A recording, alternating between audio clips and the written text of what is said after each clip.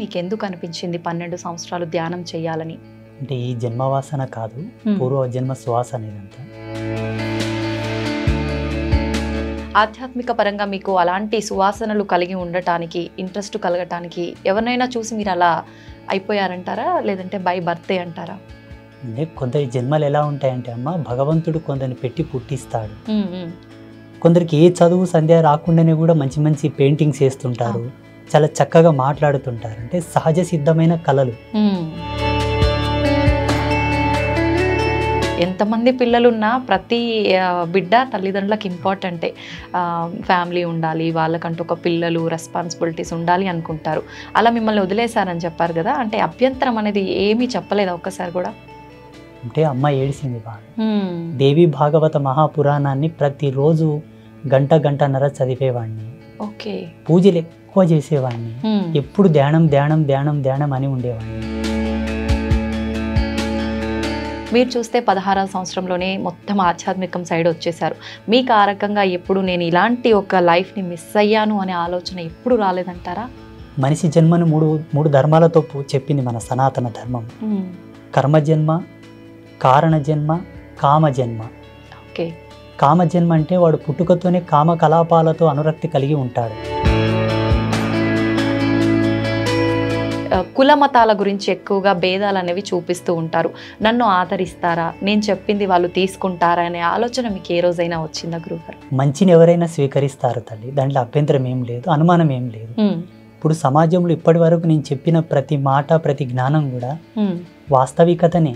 భగవతి సాక్షిగా నేను ప్రతి సత్యమే చెప్తాను. నమస్కారం, వెల్కమ్ టు ఐ డ్రీమ్. నేను మీ విజిత. సనాతన ధర్మం మరుగున పడిపోతున్న ప్రస్తుత రోజుల్లో ఎంతోమంది గురువులు ధ్యానంలో ఉండి ఆ తర్వాత బయటకు వచ్చి మన సనాతన ధర్మం యొక్క విలువలను, మన ఆధ్యాత్మిక తత్వంలో ఉండే విలువలను, వీటన్నిటినీ మానవులకు సమాజంలో మంచి చెడు, న్యాయం అన్యాయం వీటన్నిటినీ పక్కన పెట్టి అందరూ సనాతన ధర్మం మార్గంలోనే నడవాలని చెప్పి చాలామంది గురువులు చెప్తూ ఉంటారు. అయితే అదే విధంగా చూసుకుంటే ప్రస్తుతం మనతో పాటు ఉన్నారు శ్రీ శ్రీ శ్రీ ఆదిత్య పరాశ్రీ గురువు గారు. 12 సంవత్సరాల పాటు ధ్యాన మార్గంలో పండరిపురం అనే గ్రామంలో ధ్యాన మార్గంలో ఉన్నారు. 12 సంవత్సరాల కాలం మామూలు విషయం ఏమీ కాదు ధ్యానంలో ఉండటం. ఆ తర్వాత గురువుగారు ధ్యాన మార్గం నుంచి బయటకి వచ్చి సనాతన ధర్మం ఏ రకంగా ఉంది, ఎంతవరకు మన సమాజం సనాతన ధర్మ మార్గంలో నడుస్తుంది అని తెలుసుకొని ప్రజలకు ఎంతో కొంత మంచి మేలు జరగాలి అంటే సనాతన ధర్మ మార్గాన్ని కరెక్ట్ బాటలు నడిపించాలని వారు కృషి చేశారు. ఇప్పుడు గురుగారితో మాట్లాడి మరిన్ని విషయాలు తెలుసుకుందాం. నమస్కారం గురుగారు. శ్రీమాత్రే నమః. గురుగారు, మీరు 12 సంవత్సరాల పాటు ధ్యానంలో ఉన్నారని విన్నాము. అలా అంటే ఎలా సాధ్యపడింది గురుగారు? మీకు ఎందుకు అనిపించింది 12 సంవత్సరాలు ధ్యానం చేయాలని? ఇదంతా పూర్వజన్మ సుకృతమే. అంటే ఈ జన్మవాసన కాదు, పూర్వజన్మ శ్వాస అనేదంతా. నేను బాల్యం నుంచి కూడా కొంత ఆధ్యాత్మిక మెలకువలతో ఉండేవాడిని. మా గ్రామంలో చాలా మంది అనేవాళ్ళు, మాది పేద కుటుంబం, పల్లెటూరు కాబట్టి వాళ్ళకి ఎంతసేపు ఉన్నా పని పని పని, 7-10 రూపాయలు వస్తాయి, బుక్కెడు అన్నం వస్తుంది, ఇదే వాళ్ళ చింతన. నేను పూజలు చేయడము, దేవుళ్ళ ఫోటోలు పెట్టుకొని దేవుళ్ళ ఫోటోలో పూలు అవి పెట్టడం లాంటివి చేస్తూ ఉంటే చిన్నప్పుడు మా అవ్వ తాత వాళ్ళందరూ తిట్టేవాళ్ళు. ఈ పూజలు మనకెందుకురా, మనం కష్టం చేసుకుంటేనే మనకు జీవితం గడుస్తుంది, ఈ వల్ల మనకు తగవు బిడ్డ అనేవాళ్ళు. అప్పటి నుంచి నా లోపల ఈ ఆధ్యాత్మిక మెలకువలు ఉండేవి. నా వయసు పెరిగే కొద్దీ పరిపూర్ణమైన వైరాగ్యంకి వచ్చింది. 2008లో నేను పూర్ణ వైరాగ్యంలోకి వచ్చాను. 2008 ఆషాఢ శుద్ధ ఏకాదశి రోజు పండరిపుర క్షేత్రంలో చాలా పెద్ద ఉత్సవం జరుగుతుంది. పాండురంగ స్వామికి కొన్ని లక్షల మంది భక్తులు వస్తారు అక్కడికి. అక్కడ నేను పరిపూర్ణమైన సమాధి స్థితిలో కూర్చోవడం జరిగింది. ఆ సమయంలో 2008 నుంచి స్టార్ట్ అయిందనమాట. ఇంకా అక్కడ నుంచి కంటిన్యూ నా ధ్యానము, నా అనుష్ఠానము, నా పూజలు అవే అనమాట. మంత్రానుష్ఠానం ప్రథమం, నాది మెయిన్.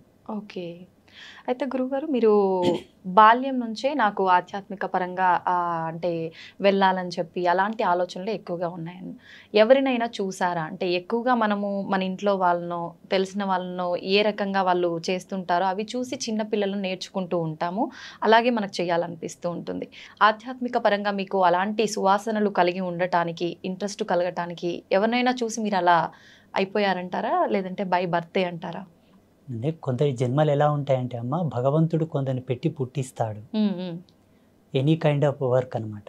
డిఫరెంట్ డిఫరెంట్ క్యాడర్స్ లోపల. ఇప్పుడు కొందరు వాళ్ళకి ఏ విధమైన ట్రైనింగ్ లేకుండానే కొన్ని అద్భుతమైన సాహసాలు చేస్తుంటారు. కొందరికి ఏ చదువు సంధ్య రాకుండానే కూడా మంచి మంచి పెయింటింగ్స్ వేస్తుంటారు.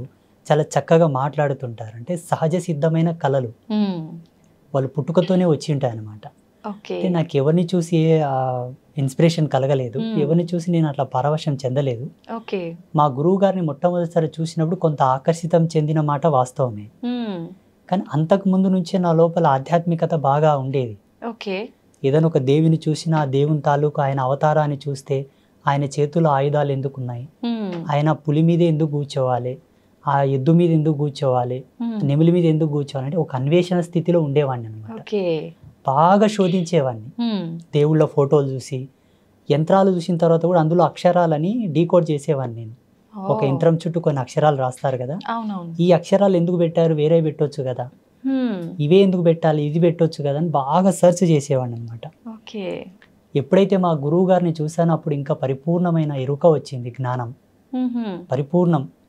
సత్యం ఏంటి, ధర్మం ఏంటి, అసలు ఈ ప్రపంచంలో ఉండేటటువంటి దైవీ సంపత్తి ఏందనేది వారిని చూసి తెలుసుకోవడం, వారి ద్వారా వినడం ఇంకా దృఢమైపోయింది నా యొక్క ఆధ్యాత్మిక తపస్సు. మీ గురువు గారు అంటే ఏ వయసులో వారిని కలిసారు గురువుగారు మీరు? నేను అప్పుడు 16వ సంవత్సరం ఉన్నాను. అంటే ఎలా కలిసారు గురువుగారు మీరు వాళ్ళని? మేము వలసదారులు అనమాట, మా కుటుంబం మొత్తం కూడా. పండరిపుర క్షేత్రానికి వలస వెళ్ళాము మేము కూలి పని కోసం. నేను నా కూలి పని చేసుకుంటూ ఉండే సమయం లోపల మా గురువు గారి పల్లకి సేవ వెళ్తూ ఉండేది. సంత్ రాజారాం కైకాడి మహారాజ్ అంటే పండరిపుర క్షేత్రంలో చాలా ఫేమస్ మఠం అది. వారి పల్లకి సేవ చూసినప్పుడు వారిని చూడగానే నా మనస్సు అంతా వారి మీదకి వెళ్ళిపోయింది. ఇంకా డే మొత్తం పనిచేశాను. సాయంత్రం వారి దగ్గరికి వెళ్ళి కూర్చొని, నాకు కొంచెం మరాఠీ వస్తుంది, మరాఠీలో నేను వారితో మాట్లాడాను. స్వామీజీ, నాకు ఇట్లా ఆధ్యాత్మిక అన్వేషణ ఉన్నది, కొన్ని ఆధ్యాత్మిక అనుభవాలు కలుగుతూ ఉన్నాయి, దీన్ని నివృత్తి చేయండి అని అడిగాను. వారు 2 మాటలు అన్నారు. నీ జీవితం ఇది కాదు, నువ్వు ఇందులో ఉండడం కరెక్ట్ కాదు, మీ తల్లిదండ్రులను తీసుకొని రా, నేను కొన్ని విషయాలు చెప్తానని అన్నారు. మా అమ్మతో మా నాన్నతో చెప్పాను, వాళ్ళు వచ్చి కలిశారు. ఈ అబ్బాయితో గనక మీరు పని చేయిస్తే ఒక గోవుతో సేవ చేసుకున్నట్లనే నీ కొడుకు కాదు అని వదిలేసే అని చెప్పారు. వారు ఏమన్నారంటే, నువ్వు లోక కళ్యాణం కోసం పుట్టావు నాన్న, ఈ సంసారంలో నువ్వు ఉండేది కాదు. ఎందుకోసం అంటే నీకు ఒక అన్న ఉన్నాడు, ఒక తమ్ముడు ఉన్నాడు, 2 ఉన్నారు సంసారానికి, 2 అక్కలు ఉన్నారు, 2 చెల్లెళ్ళు ఉన్నారు. నీ కుటుంబానికి ధర్మం ఉంది, నువ్వెందుకు ఇక్కడ, నీ ధర్మం ఇది కాదన్నారు. నేను అప్పుడే కలిశాను వారిని. మరుసటి రోజే మా అమ్మ నాన్న తీసుకొని వెళ్ళాను. నా బయోడేట్ ఎలా చెప్పగలిగాడు ఆయన? నాకు అన్న ఉన్న సంగతి, తమ్ముడున్న సంగతి, అక్క చెల్లెలు ఉన్న సంగతి అసలు ఆయనకు పరిచయం లేని నేను. అంత దివ్య దృష్టి ఉంది వారికి. ఇంక అప్పటి నుంచి మా అమ్మ నాన్న నన్ను వదిలేశారు. అప్పటి నుంచి పరిపూర్ణ ఆశ్రమ ధర్మంలోకి వచ్చేసాను. ఇంకా ఇప్పుడు ఎప్పుడైతే వారు నా గురించి చెప్పారో అప్పుడు నాకు అంటే ఆలోచన అనేది మారిపోయింది కంప్లీట్గా. ముందుగానే మీరు ఆధ్యాత్మిక పరంగా కొంచెం ఇంట్రెస్ట్ ఎక్కువగా ఉంది కాబట్టి గురువుగారు ఆ మాటలు చెప్పగానే, కానీ గురువుగారు మామూలుగా మీకుంది ఓకే, కానీ పేరెంట్స్ ఎక్కువగా సపోర్ట్ చెయ్యరు. అదేంటి, నాకు ఎంతమంది పిల్లలున్నా ప్రతి బిడ్డ తల్లిదండ్రులకు ఇంపార్టెంటే, ఫ్యామిలీ ఉండాలి, వాళ్ళకంటూ ఒక పిల్లలు రెస్పాన్సిబిలిటీస్ ఉండాలి అనుకుంటారు. అలా మిమ్మల్ని వదిలేశారని చెప్పారు కదా, అంటే అభ్యంతరం అనేది ఏమీ చెప్పలేదా ఒక్కసారి కూడా? అంటే అమ్మ ఏడిసింది బాగా, అమ్మ ఏడిసింది, నాన్న కూడా బాధపడ్డాడు. ఇంకా వాళ్ళు అర్థం కూడా చేసుకున్నారు నేను చేసే పనులు అట్లా ఉండేవి. దేవి భాగవత మహాపురాణాన్ని ప్రతిరోజు గంటన్నర చదివేవాడిని. పూజలు ఎక్కువ చేసేవాడిని. ఎప్పుడు ధ్యానం ధ్యానం ధ్యానం ధ్యానం అని ఉండేవాడిని. కొన్ని సందర్భాల్లో పని చేస్తున్నప్పుడు కూడా అలాగే ధ్యానంలోకి జారుకునేవాడిని. వాళ్ళు చూశారు నా చేష్టలన్నీ. ఈ స్వామీజీ చెప్పిన మాటలకు నేను జీవించే జీవన విధానానికి వాళ్ళకి అర్థమైపోయింది. వీడు చేసే పనులు అలాగే ఉన్నాయి, ఆయన చెప్తుంది కూడా వాస్తవమే కాబట్టి ఇది సత్యం, ఇంకా దీంట్లో అనుమానం ఏమీ లేదని వాళ్ళు మనసును దృఢం చేసుకున్నారు. ఇంకా దృఢం చేసుకొని ఇంకా వదిలేశారు నన్ను కంప్లీట్గా. ఓకే గురుగారు, మామూలుగా చిన్న ఏజ్ అనగానే ఆడుకోవటం, పిల్లలతో కలిసిమెలిసి తిరగటము ఇలాంటివి చాలా ఉంటాయి. కొంచెం వయసు పెరిగే కొద్దీ ఎన్నో రకాల కోరికలు, ఇలా ఉండాలి అలా ఉండాలి అని చాలా రకాలుగా ఉంటుంటాయి. మీరు చూస్తే 16వ సంవత్సరంలోనే మొత్తం ఆధ్యాత్మికం సైడ్ వచ్చేసారు. మీకు ఆ రకంగా ఎప్పుడు నేను ఇలాంటి ఒక లైఫ్ని మిస్ అయ్యాను అనే ఆలోచన ఎప్పుడు రాలేదంటారా? ఇక్కడ మనకు జన్మవాసనను 3 విధాలుగా 3 భాగాలుగా చెప్పవచ్చు. మనిషి జన్మను మూడు ధర్మాలతో చెప్పింది మన సనాతన ధర్మం. కర్మజన్మ, కారణజన్మ, కామజన్మ. కామజన్మ అంటే వాడు పుట్టుకతోనే కామకలాపాలతో అనురక్తి కలిగి ఉంటాడు. ఎవరిని చూసినా మనకు అదే దృష్టి ఉంటుంది, కామ దృష్టి వెళ్తుంది అనమాట, స్త్రీ కానీ పురుషుడు కానీ. కర్మజన్మ ఏంటంటే ఎన్ని పనులు చేసినా ఆయన కలిసి రాదు, ఎంత కష్టపడ్డా కలిసి రాదు, ఎంత ప్రయత్నం చేద్దామన్నా కర్మ తీరదు, ఇంకా కర్మ చేయాల్సి వస్తుంది ఆయన. ఆయన పుట్టి తన తల్లిదండ్రులతో సేవ చేయించుకునేటటువంటి వాళ్ళు కూడా కర్మజన్మ కిందికే వస్తారు, కర్మజన్మ కిందికే వస్తారు. కారణజన్ములు ఏంటంటే వాళ్ళకి బై బర్త్ నుంచే ఆధ్యాత్మిక మెలుగువలతో పుడతారు వాళ్ళు, పుట్టుకతోనే. ఇప్పుడు బ్రహ్మం గారు ఉన్నారు, ఆయన బై బర్త్ నుంచే అద్వితీయమైనటువంటి జ్ఞాన సంపన్నులు వాళ్ళు. అసలు మానవ మాతృలు ఎవరు కూడా అంతటి జ్ఞానంతో ఉన్నట్టు ఇప్పుడు చరిత్రలో లేదు. అపారమైనటువంటి జ్ఞాన సంపన్నులు వాళ్ళు. అట్లా మహితాత్ముల జన్మలు సామాన్యుల జన్మలు సమానం కావు. నేను పుట్టుకతోనే మా ఊళ్ళో చాలా మంది ఇప్పటికీ బిజ్వార గ్రామంలో అడిగినా కూడా ఆ అబ్బాయి కొంత డిఫరెంట్గా ఉండేవాళ్ళు అండి, అందరితో సమానం ఉండేవాడు కాదు, అందరు ఒక పని చేస్తే తను ఒక్కడే సపరేట్ చేసేవాళ్ళు అని చెప్తారు. అయితే గురువుగారు, మీ అంటే వేషధారణ విషయానికి వస్తే, స్వామీజీలు అనగానే మామూలుగా మగవారు ఏ రకమైన దుస్తులు ధరిస్తారో ఆ రకంగా ఉంటుంటారు నార్మల్గా. మీ వస్త్రధారణ చూస్తే కనుక కొంచెం ఆడవారికి సంబంధం కలిగి ఉన్నట్టుగా ఉంటుంది. ఎందుకని ఈ రకంగా మీరు వస్త్రధారణ ఎంచుకున్నారు? మాది కౌడిధారి పంత్, అంటే ఈ గవ్వలు ఉన్నాయి కదమ్మా, అవును, దీన్ని కౌడిధారి పంత్ అంటారు. శ్రేష్టమైన మూల శ్రీ విద్య, ఇది స్త్రీ యొక్క యోని స్వరూపమై ఉంటుంది. స్త్రీ యొక్క యోని స్వరూపం ఈ గవ్వ, దీని మెడలో ధరించి, ఇది ఏకవస్త్రం తల్లి, కుట్టని బట్ట ఒకే వస్త్రాన్ని అలా చుట్టుకుంటాం. ఇది ఒక్కటి తప్పిస్తే శరీరం మీద ఏది ఉండదు మాకు, ఏకవస్త్రం ఇది. ఇంకా మా వేషధారణ, మా ఈ ఉంగరాలి వల్ల అంటే శ్రీ విద్య సాధనలో మేము చేసేటటువంటి కొన్ని ప్రక్రియలకు ఆబంధనాలు, ఒక్కొక్క దానికి ఒక్కొక్క పరమార్థం ఉంది. అవి మేము చేసే సాధన లోపల మాకు ఎంతో సపోర్ట్ చేస్తాయి. మా శరీర నియంత్రణ, మేము చేసేటటువంటి ఆధ్యాత్మిక మెలుగు వల్ల మాకు బాగా ఎనర్జీ బూస్ట్ చేస్తుంటాయి. ఒక్కొక్క దానికి ఒక్కొక్క మంత్రానుష్ఠాన పరిదిగ్బంధన కూడా ఉన్నది. ఈ ఉంగరాలకు కానీ, కుండలాలకు, మేము వేసుకునే బేడీలకు, మేము వేసుకునే మాలలు, మేము ఏవే కానీ మార్కెట్లో దొరికి తీసుకొచ్చి మెళ్ళో వేసుకోం వేరే స్వామీజీలాగా. ఒక దాన్ని తీసుకున్న తర్వాత పలు విధాలుగా శుద్ధులు చేసి, మంత్ర జాగృతం చేసి, ప్రాణ ప్రతిష్ఠ చేసి, వాటిని దైవీ శక్తులతో నిక్షిప్తం చేసిన తర్వాతనే ధరిస్తాం ఏదైనా సరే. అంటే అలా ధరిస్తేనే వాటికి సంబంధించిన వాల్యూస్ అన్ని ఉంటాయా గురువుగారు? వస్తాయి 100%.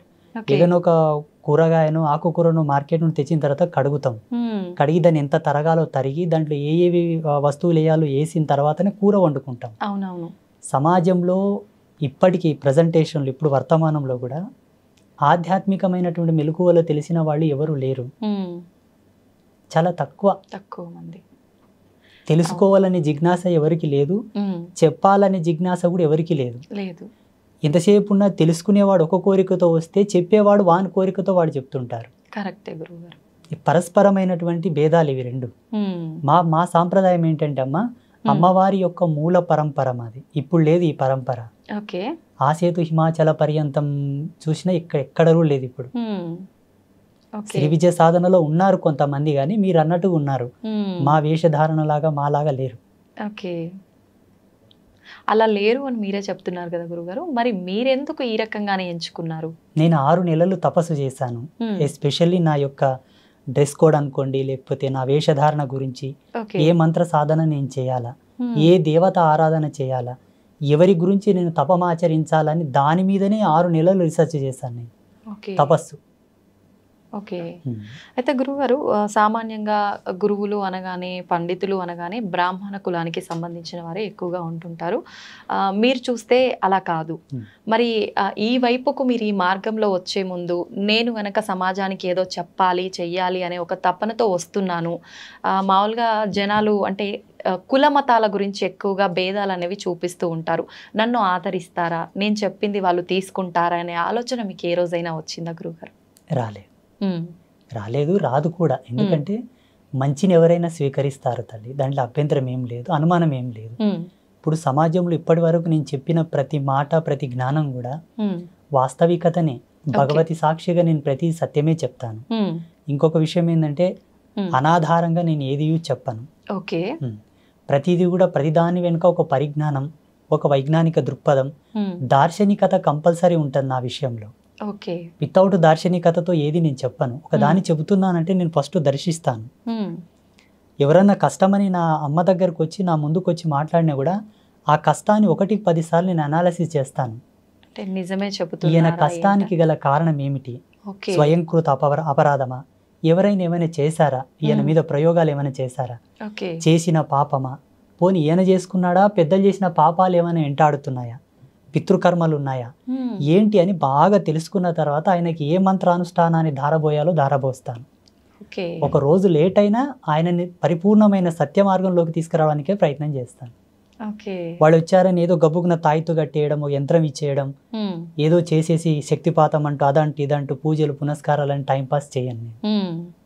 ఓకే. అంటే అందరికీ మంత్రబోధనే చేస్తుంటారా గురుగారు? మీరు అన్నట్టుగా యంత్రాలు జనరల్గా అందరూ తాయెత్తులు యంత్రాలు ఇలాంటివే మంత్రిస్తుంటారు, అలా ఏముండదా మీ దగ్గర? ఆ వ్యక్తి యొక్క సమస్యను బట్టి, ఆ తీవ్రతను బట్టి ఏది అవసరం అది చేస్తూ ఉంటాను. ఇదని ఇది కాదని కాదు, జనరల్ గా భేదం అనేది ఏమీ లేదు అక్కడ. ఆయనకు తాయెత్తు అవసరం అయితే ఇమ్మీడియట్లీ తాయెత్తు రెడీ చేసి ఇస్తాను, తీసుకున్నా ఇలా ధరించు, ఈ నాళ్ళకు నీకు మంచిగా అవుతుంది పో. యంత్రం అవసరం ఉంటే ఒక రాగి పత్ర తీసుకొని దాన్ని యంత్రలిఖితం చేసి దానికి అనుష్ఠానం మహిమను దారబోసి అభిమంత్రించి చేస్తాను, తీసుకెళ్ళి నీకు పని అవుతుందని చెప్పి. ఓకే. అయితే చాలా మంది చెప్తుంటారు గురువుగారు ఈ యంత్రాలు ఇవన్నీ మూఢనమ్మకాలు అని. అవన్నీ నిజంగా మూఢనమ్మకాలే అంటారా, లేదు నిజంగా కరెక్టే అంటారా? వాటన్నిటి గురించి మీరేం చెప్తారు? నా అనుభవం ప్రకారంగా జగన్మాత నాకు ఇచ్చిన జ్ఞానంతో మన సనాతన ధర్మంలో ఈ భారతీయ వేద విజ్ఞానం లోపల ఏది కూడా మూఢనమ్మకం కాదు. ఒక నిమ్మకాయని కారు టైర్ కింద పెట్టి తొక్కియడం లోపల కూడా వైజ్ఞానికమైన దృక్పథమే ఉంది. దాన్ని మీరు తెలుసుకోలేదంతే. ఎంతసేపు ఉన్న నమ్మకాలను మూఢనమ్మకాలను వైపే మీ ప్రయాణం కొనసాగింది తప్పిస్తే దీని వెనకాల ఉన్న మూలం ఏమిటి, ఎందుకోసం ఇవి చేస్తున్నారని ఒక్క లోతు వెనక్కి వెళ్ళి ఆలోచిస్తే దాని అంతరార్థం చాలా అద్భుతంగా ఉంటుంది. ఏది మూఢనమ్మకం కాదు. కొంతమంది సోకాళ్ళు, కొంతమంది స్వామీజీలు, మేధావులు వారి స్వలాభం కొరకు ఆచార ధర్మాన్ని మార్చి చెప్పారే తప్పిస్తే వాస్తవం అనేది ఎన్నటికీ కూడా ఈ ధర్మం లోపల మూఢనమ్మకాలు లేవు. నేను పరిపూర్ణంగా నమ్ముతాను ఆత్మసాక్షిగా. అన్ని మన సనాతన ధర్మం ఇచ్చిన విలువలే. సనాతన ధర్మం ఇచ్చిన విలువలే. ఒక ఉదాహరణ చెప్పాలంటే, బిడ్డ పుట్టిన తర్వాత మా పల్లెటూళ్ళలో మహిళకు బాల్యంత యోగం చేస్తారు. ఆమెకు పెయ్యంత పసుపు పెట్టి వేడినీళ్ళతో స్నానం చేయించి కుంపటి అంటారు మోటుగా మా పల్లెటూరులో. కుంపటి ఆమెకు వేడి కాపుతారనమాట. కొన్ని హెర్బ్స్, ఔషధి గుళితమైనటువంటి కొన్ని మూలికలు అవి తినబెడతారు. అవి తినబెట్టడంలో కూడా ఆధ్యాత్మికతమైన విలువలు కొన్ని ఉన్నాయి. మా పెద్దలు చెప్పేవాళ్ళు, ఈ వేరుని ఇదే సమయంలో తీయాల బిడ్డ, అట్లయితేనే పనిచేస్తుంది అది. మేము తీసి ఆల్రెడీ స్టోర్ చేస్తాము, ఎవరైనా కాన్పు అయితే వాళ్ళకు ఉడకబెట్టి తినబెడతాం. చూడండి, తీసే సమయము, ఇచ్చే సమయము అన్ని కూడా ఇంపార్టెంట్. మళ్ళీ ఆ బాలెంతగా ఉన్న మహిళకు మాత్రం ఇస్తారు, మిగతా వాళ్ళకి ఇయ్యరు దాన్ని. అంటే దాంట్లో ఉన్న మూలకాలు, దాంట్లో ఉన్న ఫార్ములాస్ వాళ్ళకి తెలుసు, ఆ ఔషధి లక్షణం వాళ్ళకి తెలుసు. వాళ్ళేం కంప్యూటర్లో చూసి ల్యాబ్లో టెస్ట్ చేసి తీసిలేరు మళ్ళీ దాన్ని. అనుభవం, అంతే. అనుభవానికి మూలం ఆధ్యాత్మికత, ధర్మం, మాలాంటి గురువులు చెప్పిన జ్ఞానం, ఆయుర్వేదం మీద పట్టున్న కొంతమంది ఋషులు చెప్పిన జ్ఞానం లక్షల సంవత్సరాల పూర్వమే చెప్పారు. దాన్ని అనువంశికంగా అలాగే తీసుకుంటూ వచ్చారు ఇప్పటి వరకు. అయితే గురుగారు మీరు ఇప్పుడు చెప్పినట్టుగా అనువంశికంగా తాత ముత్తాతల నుంచి ఉన్న ఆయుర్వేద మూలికలు ఇచ్చేవాళ్ళు చాలా మంది ఉన్నారు. వాళ్ళని నిజంగా నమ్మవచ్చా? వాళ్ళని అంటే సపోర్ట్‌గా తీసుకొని చాలా మంది మనకు రోడ్ల పైన కూడా మూలికలు ఇలాంటివి అమ్ముతూ ఉంటారు. వాళ్ళని నమ్మొచ్చంటారా? ఇక్కడ మెయిన్ ఏందంటే అనువంశికతంగా ఉండే వాళ్ళని మనం చాలా వరకు నమ్మాలి తప్పదు. ఎందుకంటే వాళ్ళ దగ్గర కొన్ని గ్రంథాలు ఉంటాయి, ఓకే. బయటికి ఇయ్యరు వాళ్ళు. హుహు. వాళ్ళ తాత ముత్తాతలు రాసినటువంటి గ్రంథాలు. హ్మ్. ఈ వేరు దేనికి పనిచేస్తుంది, దీని గుణం ఏమిటి, దీని ధర్మం ఏమిటి, హ్మ్. దీని యొక్క రూపం ఏమిటి, దీన్ని ఎలా ఇవ్వాలి, ఎంత మాత్రంలో ఇవ్వాలి, హ్మ్. ఎన్ని సమపాలలో కలిపి ఏ మాత్రలు ఇవ్వాలి, ఏ పసరు ఇవ్వాలి, ఏ పౌడర్ ఇవ్వాలని వాళ్ళకి తెలిసి ఉంటుంది. ఓకే. వాళ్ళు గ్రంథస్థంగా రాసి పెట్టి ఉంటారు. కాబట్టి కొంతమంది ఉన్నారు ఇప్పటికి చాలామంది, హ్మ్. వాళ్ళని నమ్మొచ్చు. ఈ రోడ్ల మీద కూర్చున్న వాళ్ళలో కూడా అందరినీ నమ్మాలి, అందరిని నమ్మకూడదని కాదు, కానీ కొందరు వ్యాపార ధోరణిలో అమ్ముతుంటారు. అవును. అట్లా అమ్మిన వాళ్ళ దగ్గర తీసుకున్న వాళ్ళు వాడి చాలా వరకు ఇబ్బందులు, పడ్డారు. సైడ్ ఎఫెక్ట్స్ వచ్చి చాలా మంది బాధపడ్డారు. అవును మన గురుగారు. ఆశ్రమానికి చాలా మంది వచ్చి చెప్పారు నాకు. ఓకే. ఒక ఆయనతో నేను ఒక పసరు తీసుకున్నానండి, తాగిన తర్వాత నాకు ఈ దుద్దుర్లు వచ్చాయి, ర్యాషెస్ వచ్చాయి అని చెప్పేసి. హుహుహు. నాకున్న జ్ఞానంతో దానికి విరుగుడుగా ఏదో నాకు తెలిసిన పసరు, హ్మ్. ఏదో పౌడర్, మందు అవి ఇచ్చి మళ్ళీ బాగు చేశాను నేను. ఓకే. వీళ్ళని నమ్మడం కరెక్ట్ కాదు, 100% నమ్మకూడదు. ఓకే. ఎందుకంటే మనకు సైన్స్ ఇంత డెవలప్ అయింది ఇప్పుడు. హ్మ్. ప్రతిదాని కూడా మనకు సెకండ్లో త్రుటికాలం నందే ఇచ్చేటటువంటి వైజ్ఞానికం వచ్చింది ఇప్పుడు. అవునవును. మ్యాక్సిమం ఇప్పుడున్న కాలమాన పరిస్థితులను బట్టి, మనం తింటున్న తిండిని బట్టి, హ్మ్. ఇప్పుడు ప్రతిదీ కూడా మందులో కూడా అంటాం మేము మోటుగా. అవును. అవును గురుగారు. ప్రతిదీ కూడా మందులతోనే పండించే ధాన్యాలు, పండ్లు, కాయగూరలు అవే వస్తున్నాయి. అవును. ఈ తిండిని బట్టి, ఈ జీవన విలువలను బట్టి ఈ మందులు వాడడమే మంచిది. హ్మ్.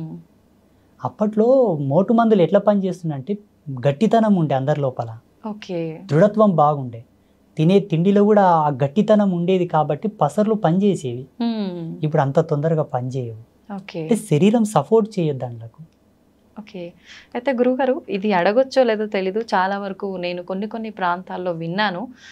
పల్లెటూర్లలో వాళ్ళు ఏమంటారంటే ఇద్దరు ముగ్గురు ఆడ సంతానం ఉంటే ఖచ్చితంగా నెక్స్ట్ రాబోయే సంతానం మగ శిశువు జన్మించాలంటే పసరు పోస్తారు పలానా ప్లేస్‌లో. ఖచ్చితంగా మగ శిశువు జన్మిస్తారు అని అంటుంటారు. ఇలాంటి పసరు మందుల్ని నమ్మొచ్చంటారా? నిజంగా అలా జరుగుతుందంటారా? నా జీవితంలో, నా అనుభవంలో ఒక 7-8 కేసులు నేనే డీల్ చేశాను. సక్సెస్ అయ్యాయా గురుగారు? 100% అమ్మ సాక్షిగా, ఓకే. అబద్ధం ఏం లేదు. హ్మ్. అంటే ఇవి ఎట్లుంటాయమ్మా, వాళ్ళ యొక్క దైవం అంటే వాళ్ళ యొక్క పుణ్యం, వాళ్ళ రాతఫలం, వాళ్ళ అదృష్టాన్ని బట్టి ఆధారపడి ఉంటాయి. ఓకే. కొందరికి వికటించాయి కూడా, కొందరికి సక్సెస్ కాలేదు. హుహుహు. అంటే ఇక్కడ మనం ధార్మికంగా చెప్పాల్సి వస్తే వాళ్ళ యొక్క పుణ్యం, వాళ్ళ అదృష్టం. హ్మ్. ఇటువంటివి ఏంటంటే హార్మోనల్ సెక్టర్ని మార్చేటటువంటి మూలికలు కొన్ని ఉంటాయి. ఓకే. ఉమ్. స్త్రీ ఎప్పుడైతే పిండోత్పత్తి గావించే సమయం లోపల, హ్మ్. ఆమె సంతానవతి కావడానికి రెడీగా ఉన్న సమయం లోపల హ్మ్. ఆ పసర్లు తాపడం వలన తప్పకుండా పురుష సంతానానికి సంబంధించినటువంటి సంపర్కమే ఆ కలయిక వలన అదే హార్మోన్స్ రిలీజ్ అయ్యి అదే హార్మోన్స్ వల్ల వాళ్ళకి పిండోత్పత్తి అవుతుంది ఓకే. అని అప్పట్లో ఆయుర్వేదంలో చాలా గొప్పగా రాసి ఉన్నారు. హుహుహు. దాని యొక్క జ్ఞాన సంచికతోనే ఇప్పుడు ఈ పసర్లు అనేవి పోస్తారు మోటుగా పల్లెటూర్ల లోపల. అవునవును. కానీ సక్సెస్ అయినాయి, ఓకే. చాలా మందికి సక్సెస్ అయినాయి. హుహుహు. కొందరు ఫెయిల్ అయితే వాళ్ళ అదృష్టం ఇక చెప్పనీకి రాదు. కొంచెం మన చేతుల్లో ఉంటే కొంచెం అదృష్టం భగవంతుడి భగవంతుడు పైన ఆధారపడి ఉంటుంది. ఓకే. అయితే గురుగారు చావు పుట్టుకలు అనేవి మన చేతుల్లో లేవు. ఆ భగవంతుడు ఎప్పుడు సెలవిస్తాడో, ఎప్పుడు ఆజ్ఞాపిస్తాడో ఆ రకంగా అన్నీ జరిగిపోతూ ఉంటాయి. అయితే చావుకి పుట్టుకకి ముహూర్తాలతో పని లేకుండా ప్రకృతికి అనుగుణంగా జరిగిపోతున్నప్పుడు మనం భూమి మీదకి వచ్చిన తర్వాత ఏ మంచి కార్యక్రమం చేయాలన్నా, ఎటువంటి కార్యక్రమం చేయాలన్నా ఖచ్చితంగా ముహూర్తం చూసుకోవాలి. శుభముహూర్తం అనేది పంతులతో, పండితులతో మాట్లాడి పెట్టించుకోవాలి అంటుంటారు. మరి ఎందుకని గురువుగారు? చూడమ్మా, ప్రకృతి వేరు, మనం వేరు కాదు. ప్రకృతి మనం ఒకటే. ఓకే. ప్రకృతిలో మనం అంతర్భాగమైనప్పుడు కాలధర్మ సిద్ధాంతాన్ని అనుసరించి, ప్రకృతి యొక్క నియమాన్ని అనుసరించి మనం నడవాలని దాని యొక్క సూచన. ఓకే. సమయం వేరు, ప్రకృతి వేరు, మనం వేరు కానే కాదు. అందరం కలిసి ఒక జీవితంగా జీవిస్తున్నాం అంతే. ఓకే. మనం ఒక సమయాన్ని తీసుకుంటున్నామంటే ఆ తాలూకు యొక్క ఎనర్జీ సీక్వెన్సెస్ యాడ్ అయి ఉంటాయి నేచర్లో. ఆ గ్రావిటీ అనేది ఫోర్స్ అయి ఉంటుంది అప్పుడు. అట్ ద పాజిటివిటీ, శుభ సమయము, శుభముహూర్తం, శుభ సంకేత దృక్పథంతో కూడుకున్నటువంటి వాతావరణం. ఓకే. మంచి నీ జీవనాడులకు, నీ జీవ చైతన్యానికి, నీ ఆరా సిస్టానికి అది అనుసంధానం అయ్యి ఉండే టైం అది. ఓకే. ఉదాహరణకి సూర్యోదయం లోపల ప్రశాంతంగా చల్లగా ఉంటుంది వాతావరణం. అవును గురుగారు. మధ్యాహ్నంకి ఆ వాతావరణం ఉండదు కదా. ఉండదు. అంటే ఏం మారినట్టు? సూర్యుని యొక్క తాపం పెరిగి వేడి ఎక్కువ ఉత్పన్నం అయ్యింది కాలంలోనే. ఇదే కాలంలోనే మార్పులు జరుగుతున్నాయా లేదా? అలాగే ఋషుల యొక్క ద్రష్టత్వం, ఋషుల యొక్క దార్శనికత ఇక్కడనే మనకు గొప్పతనం అని తెలుసుకోవాలి మనం. భారతీయ ఋషుల యొక్క గొప్పతనం ముహూర్తాన్ని ఛేదించి ముహూర్తం యొక్క నిశ్చయం చేసేటటువంటి ఏకైక గణాంక సిద్ధాంతం మనదే. హిందూయిజంలోనే ఉంది, ఎక్కడ లేదు. ముహూర్త ప్రమాణాన్ని అంత ఈజీగా లెక్క కట్టడం అందరికి సాధ్యం కాదు. చాలా సెన్స్ కావాలి దానికి. అబ్బా ఎంత తపస్సు చేయాలో. ఇప్పుడు కాలంతో మాట్లాడాలి తల్లి లైవ్ గా. కాలంతో లైవ్ లో మాట్లాడితే తప్ప ముహూర్త నిశ్చయం కాదు. ఈ ముహూర్తాలు, ఈ పంచాంగం, ఈ ఆస్ట్రోఫిజిక్స్ అంతా కూడా 14 లక్షల సంవత్సరాల క్రితమే రాయబడింది. 14 లక్షల సంవత్సరాల క్రితం రాయబడ్డటువంటి పంచాంగంలోనే రేపు వచ్చే అమావాస్యకు సూర్యగ్రహణం ఉంది, ఇప్పుడు వచ్చే అమావాస్యకు సూర్యగ్రహణం ఉందని ఇప్పుడే మన పంచాంగంలో రాశారు. కరెక్ట్ ఆ రోజు సూర్యగ్రహణం పడుతుందా లేదా మీరు చెకప్ చేసుకోండి కావాలంటే. 100% మన పంచాంగంలో చెప్పిన ముహూర్తంకే సూర్యగ్రహణం పడుతుంది. అంటే 14 లక్షల సంవత్సరాల క్రితమే నిశ్చయమైనటువంటి ముహూర్తాలే ఇప్పటికీ ఉన్నాయి. అమావాస్య, పౌర్ణమి, గ్రహాలు, నక్షత్రాలు, మనకొచ్చే పుష్కరాలు, కుంభమేళ, ప్రతి ఒక్కరు పెట్టుకునే ముహూర్తాలు, ఎవ్రీథింగ్ ఆల్సో, ప్రతిది కూడా. అంటే ఇది ఎంత డెప్త్ అండ్ డెప్త్ సైన్స్ అంటే అమ్మ, మానవుడు కొన్ని లక్షల యోజనాల కిందికి వెళ్తే తప్ప ఈ అర్థం మనకు రాదు. కానీ ఋషులు ఎలా ఇచ్చారో, అందుకే గురువుని సాక్షాత్తు భగవంతుడితో సమానం పోల్చారు మన ధర్మంలో. భగవంతుడే ఒక మనిషి వచ్చి మనకి ఇన్ని అద్భుతాలను ఇచ్చాడని నేను భావిస్తున్నాను. ఇప్పుడు రేపు అన్నది కూడా భవిష్యత్తే కదమ్మా. వచ్చే అమావాస్యకే సూర్యగ్రహణం పడుతుందని ఇప్పుడు పంచాంగంలో రాశారు కదా. వీళ్ళు రాసిన దానికి అక్కడ గ్రహాలు మారుతున్నాయా, లేకపోతే అక్కడ గ్రహాలు మారేదాన్ని బట్టి వీళ్ళు రాశారా? మారేదాన్ని బట్టే వీళ్ళు రాశారు. వీళ్ళకి ఎలా తెలుసు? అప్పుడు రాకెట్స్ లేవు కదా గ్రహాల దగ్గరకు పోవడానికి. ఇప్పుడు ఏరోప్లాన్స్ ఉన్నాయి, అప్పుడు రాకెట్స్ లేవు కదా. ఒకవేళ మా ధర్మం లోపల విమానాలు ఉన్నాయి, పుష్పక విమానాలు ఉన్నాయి అంటే నువ్వు నమ్మరు. పోనీ అట్లానే పోయి చూసిండ్రంటే కూడా నమ్మరు. లేవు, ఇప్పుడిప్పుడే కనిపెట్టారా అని అంటారు. నిజంగా ఉన్నాయా గురుగారు పుష్పక విమానాలు? 100%, 100% ఉన్నాయి. ఆత్మసాక్షి ఉన్నాయి. చూడమ్మా, ఈ కాలంలో లేదేది మానవుడు కనిపెట్టాడు. ఇది వరకు ఉన్నది ఏదో ఆయనకు ఆ దార్శనికత వచ్చే కనిపెడతాడు. ప్రతి సైంటిస్ట్ అయినా, ఏ ఫార్ములా అయినా, ఏ పరికరమైనా సరే, కాలంలో లేనిది ఏది ఆయనకు ద్రష్టత్వంలోకి రాదు. ఉన్నదే వస్తుంది. వాళ్ళ యొక్క ప్రజ్ఞా పాఠవాలను బట్టి వాళ్ళు శోధించుకొని దాన్ని కనిపెట్టి రిలీజ్ చేస్తారు బయటికి. ప్రతిదీ కూడా ఒకప్పుడు వాడబడిందే మనకు జ్ఞానం లోపలికి వస్తుంది. ఓకే, అయితే గురుగారు అంత జ్ఞానంతో ముందుగానే జరగబోయేది కూడా ఆలోచించి ఇన్ని డిసైడ్ చేసిన పండితులు, ఇలాంటి పెద్దవాళ్ళు చాలా మంది ఉన్నారు. అయితే మీరు అన్నట్టుగా శుభముహూర్తాల కోసం పండితులు పలానా ఏదైనా శుభకార్యం, మ్యారేజ్ తీసుకుందాం ఎగ్జాంపుల్కి, ఒక మంచి ముహూర్తం మీ పేర్ల మీద ఇది బాగుంది అని చెప్పి డిసైడ్ చేసినవి కూడా అన్నీ సక్సెస్ అవ్వట్లేదు. అది శుభముహూర్తం అని డిసైడ్ చేసిన తర్వాత అవి ఎందుకు విఫలం అవుతున్నాయి అంటారు? విఫలం అంటే ఎలా? అంటే సక్సెస్ అవ్వకుండా డివోర్స్ వరకు వెళ్ళటము, మధ్యలోనే విడాకులు అయిపోవడము, లేదంటే కలిసి ఉన్నా కూడా వాళ్ళిద్దరికి పడకుండా చీటికి మాటికి గొడవలు, ఇలా చాలా చూస్తుంటాం కదా గురువుగారు. ఎందుకు అలా అవుతున్నాయి? కాలం అంటే 5 ఎలిమెంట్స్: భూమి, నిప్పు, నీరు, గాలి, ఆకాశం. ఈ 5 ఎలిమెంట్స్ యొక్క సమ్మేళనమే కాలం, టైం. టైంకి ప్రత్యుత్తరమైన రూపమే ప్రకృతి. ఈ ప్రకృతి పంచభూతాలు, పంచభూతాలే కాలం. ఇవేవి వేరు కాదమ్మా, అన్నీ ఒకే సర్గా. అయితే పంచభూతాల ప్రమోదంగా వచ్చేటటువంటి ఆ యొక్క పాజిటివిటీ ఏదైతే ఉందో అది నీ జీవధర్మ సిద్ధాంతానికి అనుసంధానం కావాలని ముహూర్తం ఉంది. ఇక్కడ ఒకరినొకరు అర్థం చేసుకొని కాపురం చేయనికి చేతగాక హోదాలు అడ్డం పెట్టుకొని, డబ్బు అడ్డం పెట్టుకొని, నీ జాబ్ తక్కువ నా జాబ్ ఎక్కువ, నీవు నాతో కలిసి అంటే వ్యక్తిగత భేదాలు పెట్టుకొని విడిపోవడానికి ముహూర్తానికి సంబంధం లేదు. ప్లీజ్, ఇది వ్యక్తుల యొక్క సహజ సిద్ధమైన నిర్మాణంలో జరిగే కాపురాలి వల్ల. దీనికి కారణం ఏంటంటే ఇప్పుడున్న సామాజిక రుగ్మతలు, ఒకరితో ఒకరిని పోల్చుకుంటున్నారు. ఆ పోలిక వల్ల విభేదాలు వచ్చి విడిపోతున్నారు చాలా మంది.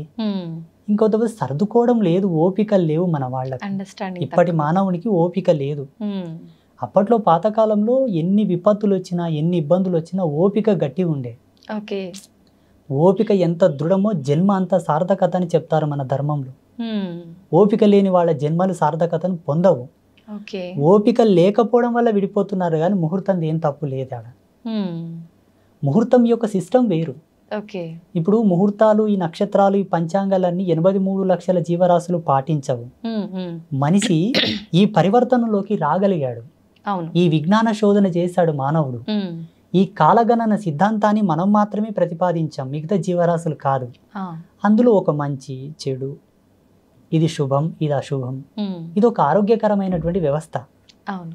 ఇక్కడ మనం చెడిపోయి మళ్ళీ ముహూర్తాన్ని నింద చేయడం ధర్మం కాదు. ఓకే. అంటుంటారు కదా గురుగారు, కానీ అంటే ఈ మధ్య కాలంలో అంటే పెట్టిన ముహూర్తం కరెక్ట్గా లేదేమో, కరెక్ట్గా వీళ్ళిద్దరికి మ్యాచ్ అవ్వలేదేమో, ఆ పంతులు అంటే ఎలా డిసైడ్ చేశాడో ఇలా జరిగిపోయింది. నేను ఆ విషయానికి వస్తే మీకు ఒక ఎగ్జాంపుల్ చేస్తాను. ఓకే. సీతారాములు నడయాడిన కాలం ఆ కాలం ధర్మవంతంగా ఉండేనా, ఇప్పుడు ఈ కాలం ధర్మవంతంగా ఉందా? ఆ కాలమే ధర్మం. ఆ కాలంలో ధర్మం సమున్నతంగా ఉంది. అవును. ఎందుకంటే శ్రీరామచంద్ర ప్రభుల వారు పుట్టినప్పటి నుంచి వారి అవతార సమాప్తి అయ్యే వరకు కూడా ధర్మం సమున్నతంగా ఉన్నదని చెప్పి మన గ్రంథాల ఆధారంగా చెప్పబడి ఉన్నాయి. ఎంతో మంది ఋషులు కూడా చెప్పారు. అవును. శ్రీరామచంద్ర ప్రభుల వారి యొక్క ముహూర్తం ఎవరు పెట్టారు? పెళ్లికి ఎవరు నిశ్చయం చేశారు? రాముడు పెళ్ళైన తర్వాత వనవాసంకి వెళ్ళిపోవాల్సి వచ్చింది. ఎన్ని కష్టాలు పడ్డారు. సరే, మళ్ళీ రాజ్యంకి వచ్చిన తర్వాత కూడా మళ్ళీ సీతా వియోగం ఏర్పడుతుంది. సీత కలిసిన తర్వాత ఆమె భూమిలోకి వెళ్ళడం, ఈయన అవతార సమాప్తి చేసుకోవడం. వాళ్ళు ఎక్కడ సుఖపడ్డారు? పోనీ పాండవులు కష్టపడ్డారు కదా, పోనీ శ్రీకృష్ణుడు కూడా కష్టపడ్డాడు కదా, పోనీ దేవేంద్రాదులు కూడా కష్టపడ్డారు కదా. ఇప్పుడున్న మానవుడు, ఇప్పుడు జీవించే మానవుడు దాని భూతద్దంలో ఎట్టి చూస్తున్నాడు ముహూర్తాన్ని. దాని యొక్క నిర్మాణం, దాని యొక్క నిర్వాణం వేరు. ముహూర్తాన్ని తప్పకుండా మానవ జన్మ ఎత్తిన తర్వాత ప్రతి మానవుడు ముహూర్త నిశ్చయంతోనే జీవితకాలం గడవాలి. ముహూర్తానికి ఉండేటటువంటి మెయిన్ అర్థం ఏంటో తెలుసా? నీవు జీవించే జీవన విధానానికి సంబంధించినటువంటి ధర్మం, భౌగోళికంగా నువ్వు జీవిస్తున్న జీవ అవశేషాలకు సంబంధించినటువంటి సింక్, అది లింక్, అనుసంధానం అయ్యేటటువంటి శుభముహూర్తం. అది నీ జీవితంలో ఒక సార్థకతను ప్రసాదించడానికి నిర్ణయం చేసిన ఒక టైం. దానివల్ల మన జీవితాలు నడవాలనుకోవడం అజ్ఞానం. మనం బ్రతకాలి, మనం జీవించాలి. ప్రతి దాంట్లో సహనం, ఓర్పు, నిగ్రహము, విచక్షణ రహితమైనటువంటి జీవితాలే కొనసాగుతున్నాయి తప్పిస్తే జ్ఞానవంతమైన జీవితాలు లేవు కదా సమాజంలో. అవును గురుగారు. గురుగారు, ఎక్కువగా భగవంతుడి ఆరాధనలో ఉన్న వాళ్ళకే కష్టాలు, ఇబ్బందులు ఎక్కువగా ఉంటుంటాయి అంటుంటారు. ఎగ్జాంపుల్కి తీసుకుంటే కూడా చాలామంది ఎక్కువగా దేవుడి పైన భక్తి ఎక్కువగా ఉండి ఎక్కువ పుణ్యక్షేత్రాలను దర్శించుకోవడానికి, దేవుడిని దర్శించుకోవడానికి వెళ్తూ ఉంటారు. అలా వెళ్ళే ఆ సమయంలో కొంతమంది ప్రమాదవశాత్తు ప్రాణాలు కూడా కోల్పోతూ ఉంటారు. దైవ దర్శనానికని వెళ్తుంటే ఎందుకు అలా జరుగుతుంది? వాళ్ళు చేసిన కర్మ ఫలాల ఆధారంగా అయి ఉంటుందా? మరి అలా ఉన్నప్పుడు భగవంతుని ఆరాధిస్తే మనం శరణు వేడుకుంటే ఎటువంటిదైనా ఆయన రక్షిస్తాడు అని అంటుంటారు. ఎందుకు వాళ్ళని భగవంతుడు రక్షించలేకపోతున్నాడు? భగవంతుడు వాళ్ళని రక్షించే పాత్రత లోపల ఎప్పుడు సంసిద్ధుడై ఉంటాడు. కాకపోతే భగవంతుని పాత్రత ఎంత సత్యమో కాపాడబడాలన్న నీ పాత్రత కూడా అంతే సత్యమై ఉండాలి. ఈరోజు ఐ డ్రీమ్స్ మీడియా వాళ్ళు నన్ను ఇక్కడ పిలిచారంటే ఏదో కొంతో నా లోపల నచ్చే పిలిచారు. స్వామీజీ ఇంతో అంతో చెప్తాడు మంచిగాని. భగవంతుడు నిన్ను అనుగ్రహించి కాపాడాలన్నప్పుడు నువ్వు అంత సత్యవంతుడు అయి కూడా ఉండాలి. బై బర్త్ నుంచి ఈ జన్మది సరిపోక పోయిన జన్మలో కూడా అంత పుణ్యకార్యములు, పుణ్య దీక్ష దక్షత నీలో ఉండాలి. మీ పితాపితరులు కూడా పుణ్యం చేసి ఉండాలి. ఇప్పుడు ఈ జన్మ ఇప్పుడే ఆకాశం నుంచి ఊడిపడ్డది కాదు. ఎన్ని సంవత్సరాల నుంచి, ఎన్ని లక్షల సంవత్సరాల నుంచి ఉండేటటువంటి ఆ జెనెటిక్ థియరీని బట్టి మనకి జన్మ వచ్చింది, ఆ DNA కాలం బట్టి. సో ఆ వంశవృక్షంలో చేసేటటువంటి పాప సంక్రమణ, పుణ్య సంక్రమణ వల్ల ఈ దేహం ఉంటుంది. ఈ దేహం పొందిన తర్వాత కూడా చేసేటటువంటి పాప సంక్రమణ, పుణ్య సంక్రమణ.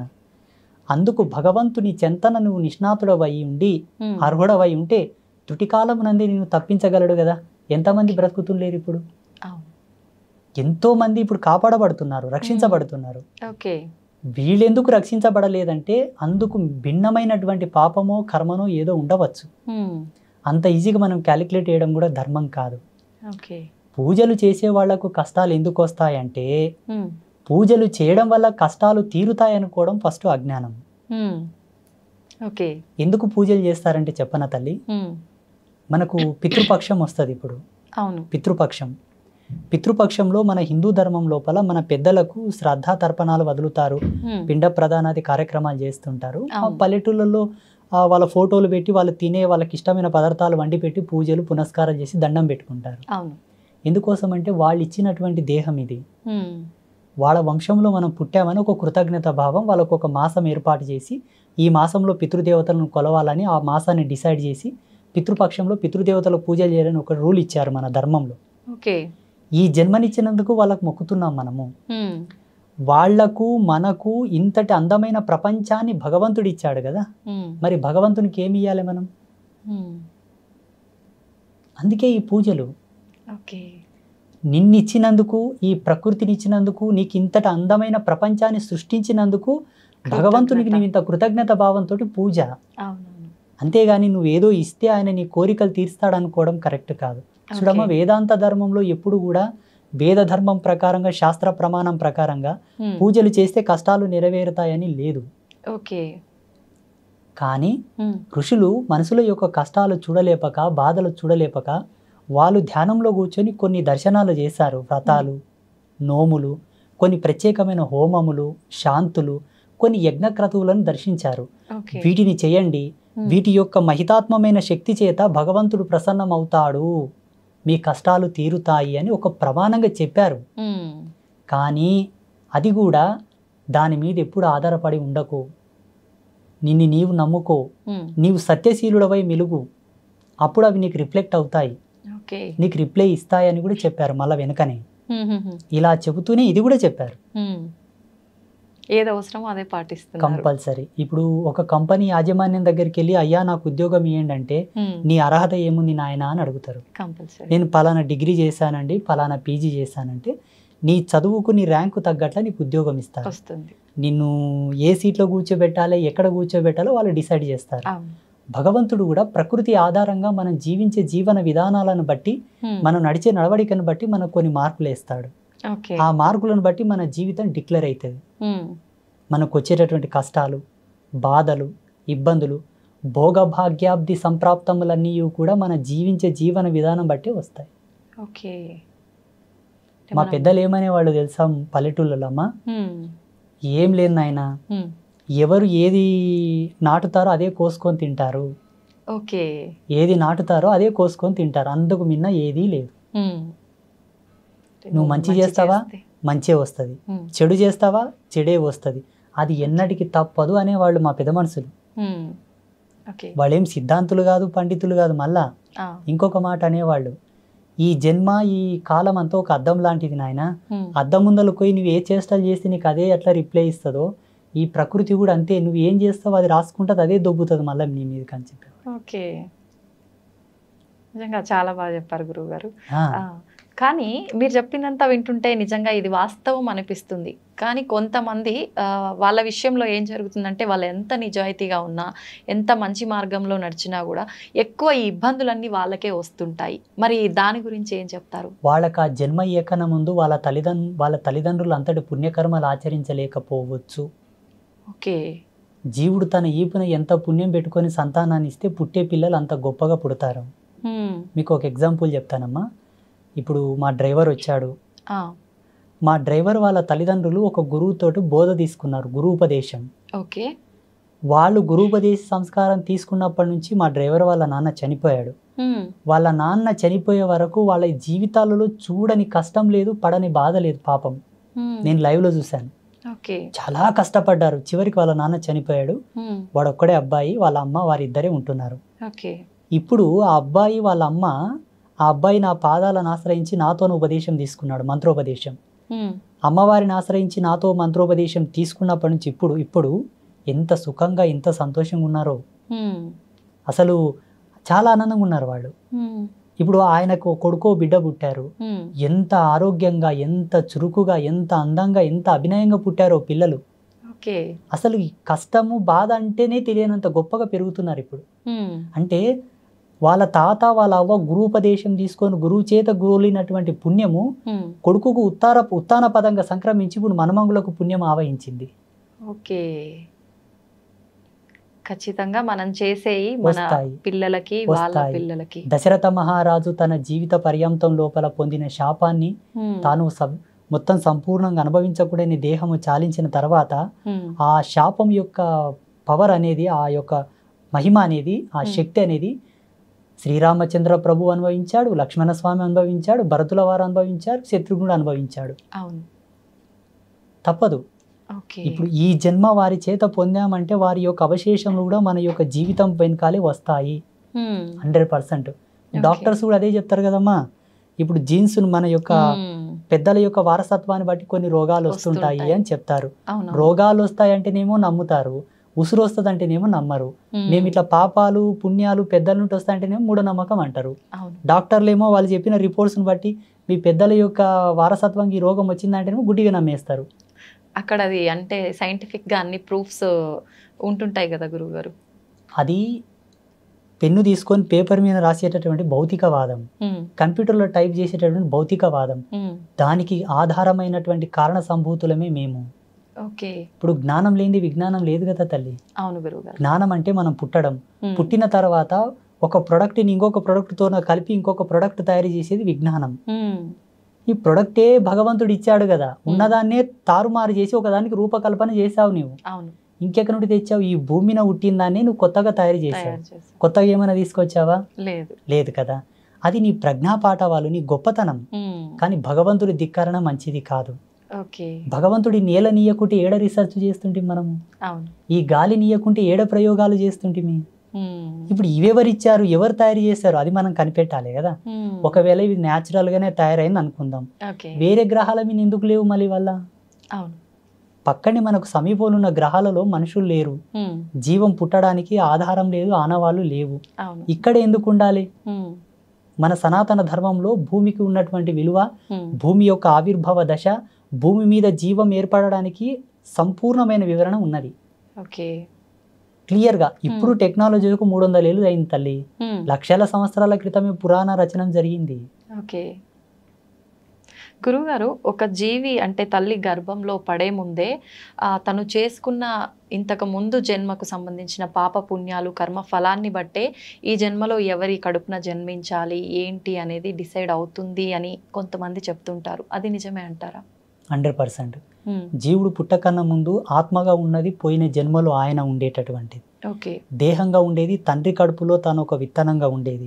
తండ్రి కడుపులో ఉండే విత్తనాన్ని తల్లి గర్భమునందు ప్రవేశించిన తర్వాత 9 నెలలు తల్లి గర్భంలో ఆయన పెరుగుతూ ఉండే కోణంలో తండ్రి యొక్క శేషం పోతుంది, తల్లి యొక్క శేషం ఆవరిస్తుంది. ఈ ఇద్దరి యొక్క శేషం యొక్క ఫలితం వల్లనే ఆ పిండం పెద్దగై బయటికి వస్తుంది. అప్పుడు తల్లి తన గర్భమునందు శిశువుని ఒదిగింపజేసుకునేటప్పుడు చేసేటటువంటి పాపము కర్మ, మనసు చేత, చూపు చేత, చేతల చేత, నడవడిక చేత, తిండి చేత, ఏ పద్ధతిలో తను పాపం చేసుకున్నా ఆ పాపం అనేది పిండానికి ఆవరిస్తుంది, తప్పదు.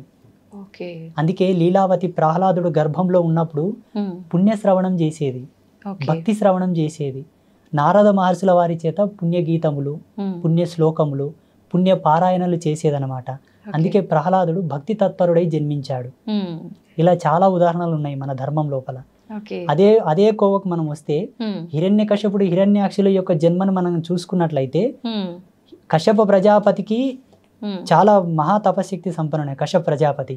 వాళ్ళ తల్లి కూడా మంచి పూజలు పునస్కారాలు చేస్తూ ఉండేది. కానీ చిన్న మిస్టేక్ వలన, చిన్న తప్పితం వలన వాళ్ళు క్రూరులై పుట్టాల్సి వచ్చింది, లోక కంటకులై పుట్టాల్సి వచ్చింది.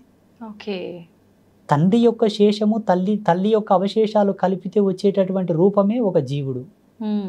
ఆ జీవుడు ఈ ఆత్మగా పోయిన జన్మలో ఏదైనా పాపం చేసి ఆ పాపం తీరకుండా చనిపోతే అది కూడా యాడ్ అవుతుంది, ఈ జన్మలో తల్లిదండ్రిది కూడా యాడ్ అవుతుంది.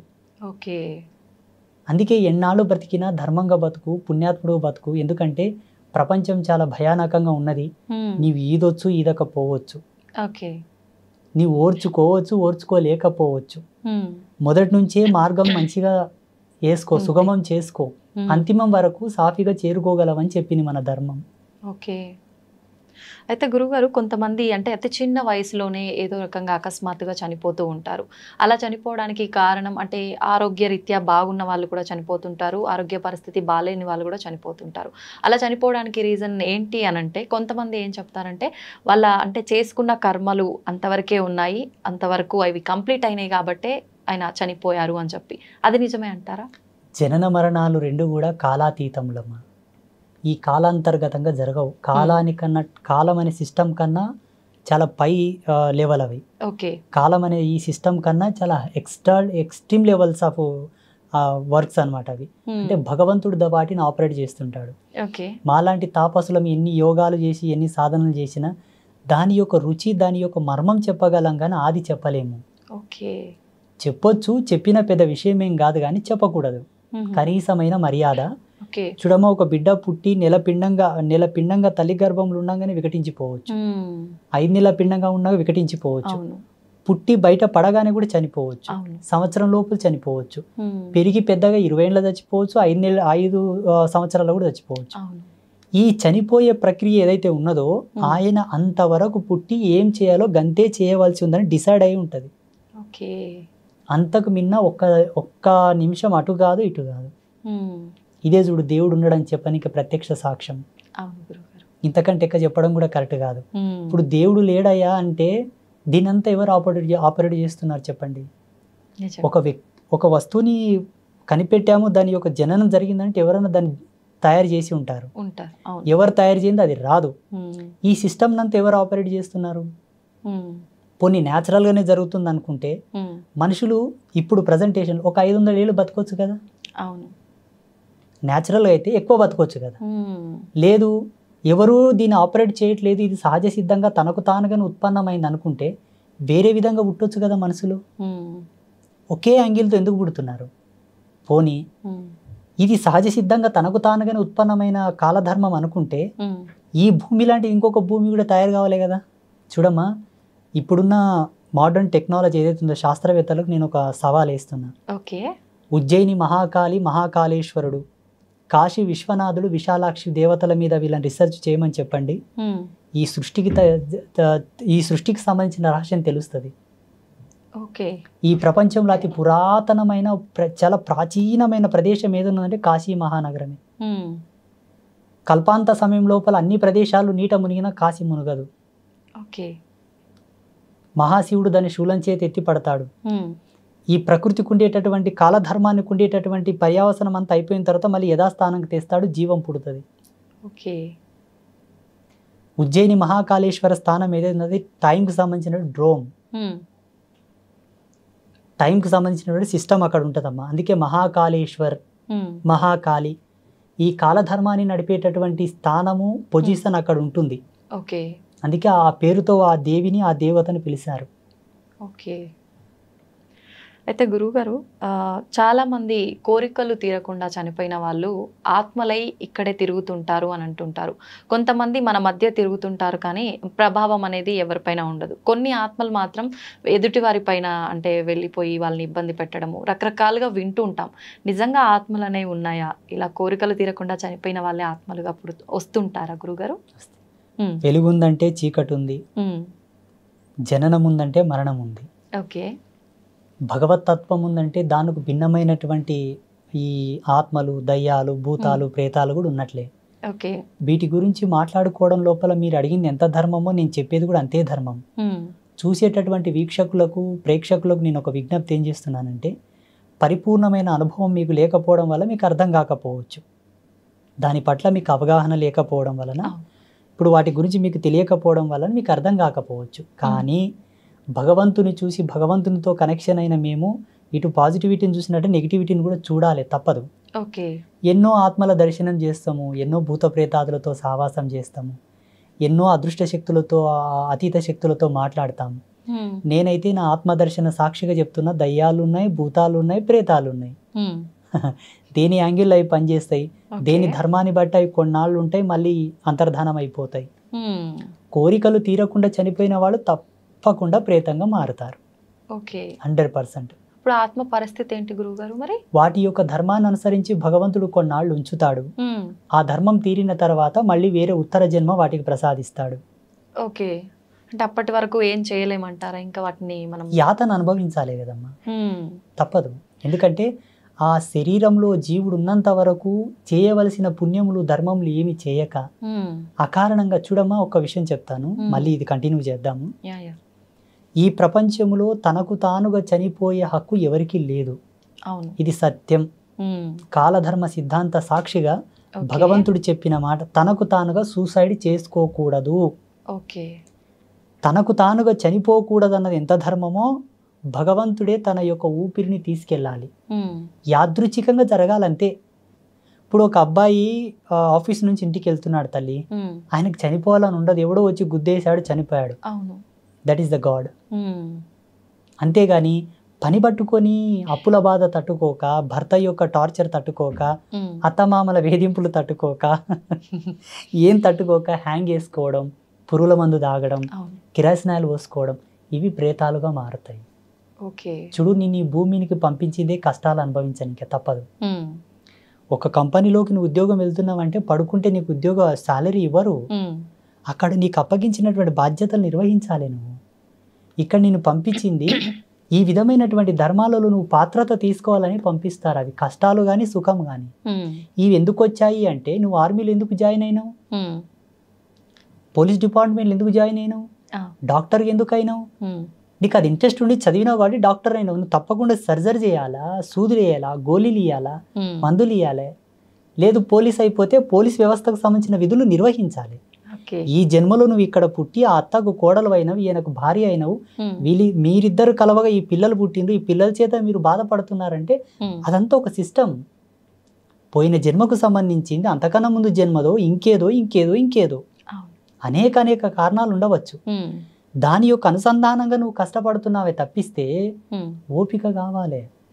అంతేగాని దీన్ని భరించలేక చనిపోయినావంటే ప్రేతం కాగా కూడా తప్పదు. భగవంతుడు తీసుకెళ్లిన వాళ్ళు ఎవరు కూడా ప్రేతాలుగా మారరు. సెల్ఫ్గా చనిపోయిన వాళ్ళే ప్రేతంగా మారుతారు. అందుకే ఏ జీవరాశి కూడా చాగానికి ఇష్టపడదు. మనం దేనన్నా కొట్టనికోతే ఉరుకుతాయి చూడమ్మా, కుక్కలు కానీ ఏవే కానీ, వాటికి తెలుసు ఏదే కానీ చనిపోవాలని ఎందుకు ఇష్టపడదంటే ఆత్మ చనిపోనివ్వకుండా జాగ్రత్త పడుతుంటది, ప్రేరేపిస్తుంటది.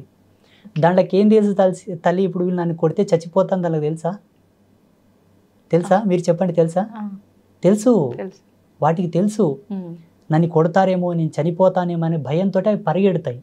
ఇప్పుడు పశువులకు ఉండే జ్ఞానం కూడా మనకు లేకపోతే ఎట్లా?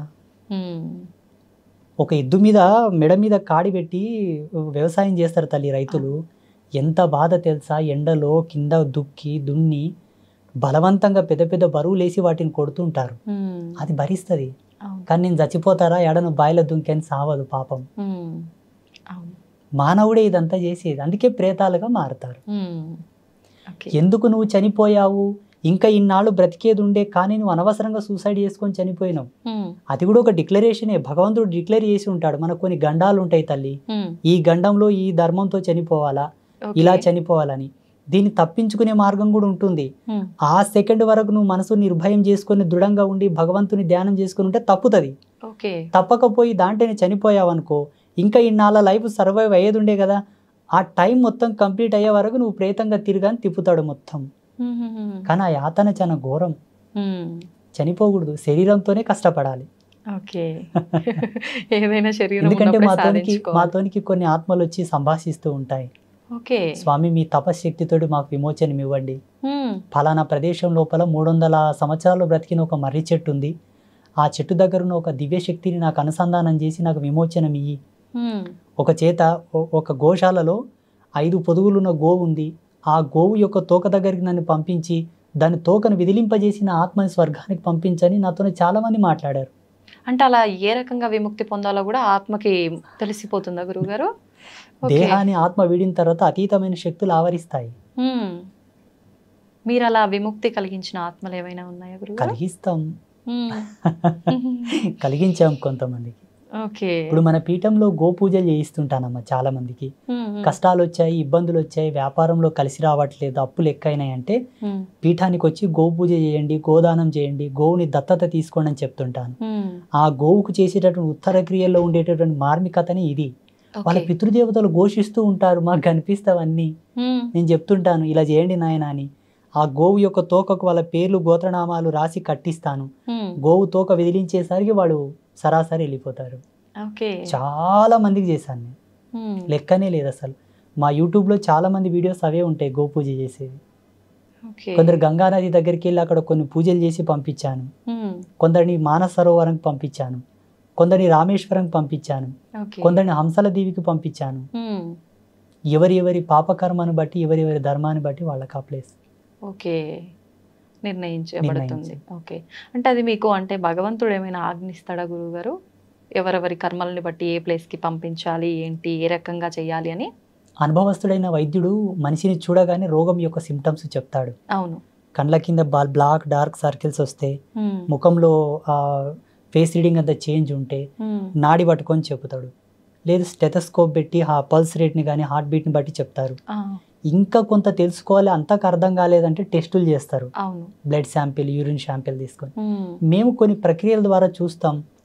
కొందరు చూడగానే తెలిసిపోతుంది, కొందరిని రేఖాగణితం చూసి చెప్తాము, కొందరు జాతక విశ్లేషణ చేసి చెప్తాము. ఇవేవి కాలేదంటే అమ్మవారి చెంతన ధ్యానంలో కూర్చొని పలానా వ్యక్తి పలానా గోత్రజుడు అంటే మొత్తం దర్శనం వస్తుంది. అప్పుడు చెప్తాం, ఈ వారం వచ్చావు, ఈ వారం వచ్చాం, వచ్చే వారం రానాయన నీకు అంతా చెప్తానంటాను. ఆయన గోత్రనామాలు తీసుకొని వచ్చే వారం ఆయనకు మొత్తం చెప్తాను, నేను ఇట్లుంది ఇలా చేసుకోపో అని చెప్తాను. ఓకే, మా పీఠంలో ఎవరి కానీ మేము డేట్ ఆఫ్ బర్త్ కానీ రాశి కానీ నక్షత్రం కానీ అడగం, ఓన్లీ గోత్రం పేరు. ఓకే, మీరు ఎవరినైనా కనుక్కోండి, శ్రీపీఠానికి అంబాత్రయ క్షేత్రానికి ఎవరు వచ్చినా నీ పేరేంటి, నీ గోత్రం ఏంటి, ఈ నక్షత్రాలు రాసులు ఈ డేట్ ఆఫ్ బర్త్ నేను అడగను. ఇదంతా ఒక బిజినెస్, బట్ ఆ సిద్ధాంతం అది కాదు. మేము జ్యోతిష్యం బాగా నమ్ముతాం. జ్యోతిష్యం ఎందుకు వచ్చింది, జ్యోతిష్యం మీద ఉండే విలువలు ఏంటనే పరిపూర్ణమైన సమగ్ర వివరణ మాతో ఉన్నది. కానీ మేము జ్యోతిష్యాన్ని వ్యక్తుల జీవితంతో ముడిపెట్టాము, పాపం తగులుతుంది. కానీ చాలా మంది పండితులు చెప్తుంటారు, పుట్టిన సమయము, ప్లేసు, నక్షత్రము ఇవన్నీ ఉంటేనే కరెక్ట్గా మన జాతకం అనేది చెప్పబడుతుంది అని. ఇంతకుముందు మీరే చెప్పారు, అన్ని చూసుకున్నాక కూడా ఎందుకు కష్టాలు వస్తున్నాయి గురూజీ అని. చూడమ్మ, జీవన విధానం బహు విధములైనటువంటి పరివర్తనంతో ఉండేటటువంటి విధానం అది. జీవించే జీవుడు ఎంత ధర్మంతో ఉన్నాడో దాని ధర్మాన్ని బట్టి మనకు పంచాంగం యొక్క రిఫ్లెక్షన్ ఉంటుంది. కాకపోతే జీవించే జీవన విధానం వేరు ఉంటుంది. మళ్ళీ పంచాంగం దగ్గరికి ఎట్టి వచ్చి మొరపెట్టుకోవడం అది ధర్మం కాదు. ఎందుకంటే ఇప్పుడు ఒక స్మార్ట్ ఫోన్ ఉంది, అది 5G నెట్వర్క్ సపోర్ట్ చేస్తేనే మనం 5G సిమ్ వేసుకోవాలి. దాంట్లో అది సపోర్ట్ చేయనప్పుడు మనము ఆ సిమ్ వేసుకున్న లాభం లేదు, ఆ బ్యాలెన్స్ వేసుకున్న లాభం లేదు. అంతే కదా. ఇప్పుడు పంచాంగం అనే గణచక్రం మనకు సపోర్ట్ చేయాలన్నా మనకు అంత ధర్మ పరాయణులమై జీవించాలి. అప్పుడే కదా దాని యొక్క మెలకులు మన మీద ప్రభావం చూపిస్తాయి. నీ వరకు నువ్వు బ్రతికి తర్వాత మళ్ళీ నాకు పంచాంగం చెప్పు, నాకు ముహూర్తం చెప్పు, నాకు బలం చెప్పు అంటే అది ధర్మం కాదు. కొందరు భక్తులు దేవతలకి పండగలు అలా పూజలు చేసినప్పుడు బలులు ఇస్తుంటారు. నిజంగా అలా బలులు ఇవ్వటం కరెక్టే అంటారా? ఈ బలులు ఇచ్చే ఆచారం ఉందంటారా నిజంగా? సత్య సనాతన ధర్మం యొక్క సాక్షిగా, వేదాంత ధర్మం యొక్క సాక్షిగా లేదు. బలి అనేది సనాతన ధర్మంలో లేదు. ఇది కొంత మధ్యకాలం లోపల అప్పట్లో అకాలమైనటువంటి కరువు వచ్చింది. మనుషులకు తినడానికి తిండి లేదు. ఇప్పుడంటే డ్రిల్ చేసి బోర్లు వేసి నీళ్లు పైకి తీస్తున్నారు. సకాలంలో మనకు నీళ్లున్నాయి, 2 సార్లు పంటలు వేసుకొని ధాన్యం పండిస్తున్నారు. అప్పుడు బావులు ఎండుకపోయినాయి, చెరువులు ఎండుకపోయినాయి, నదులు ఎండుకపోయినాయి, వర్షాలు పడలేదు.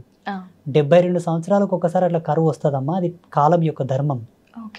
సో అలా వచ్చినప్పుడు ఏమైపోయిందంటే తినడానికి తిండి లేదు, చనిపోతున్నారు. ఎక్కడ వాళ్ళు అక్కడ ఆకలి కేకలతో చనిపోతున్నారు.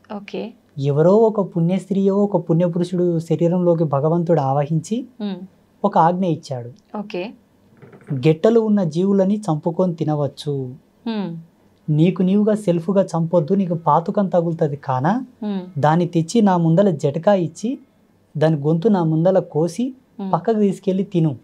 కొంతకాలమే, కొన్నాళ్ళకు వర్షాలు పడతాయి, మళ్ళీ పుష్కలంగా నీళ్లు నిండుతాయి, యథాతథంగా వ్యవసాయం చేసుకొని కాసిన పండ్లను, కాయలను, దుంపలను, ధాన్యపు రాసులను పండించుకొని తిను, వీటిని పక్కకు పెట్టని చెప్పారు. అలా జరిగింది, అక్కడి నుంచి మొదలైంది ఇది. అలా కొనసాగినటువంటి ఈ ఆచారము, దేవుళ్ళ ముందల జటకా చూపించి కోసుకొని తినే ఆచారము పోను మానవుడికి రుచిగా మారి కంటిన్యూ చేశారు దాన్ని.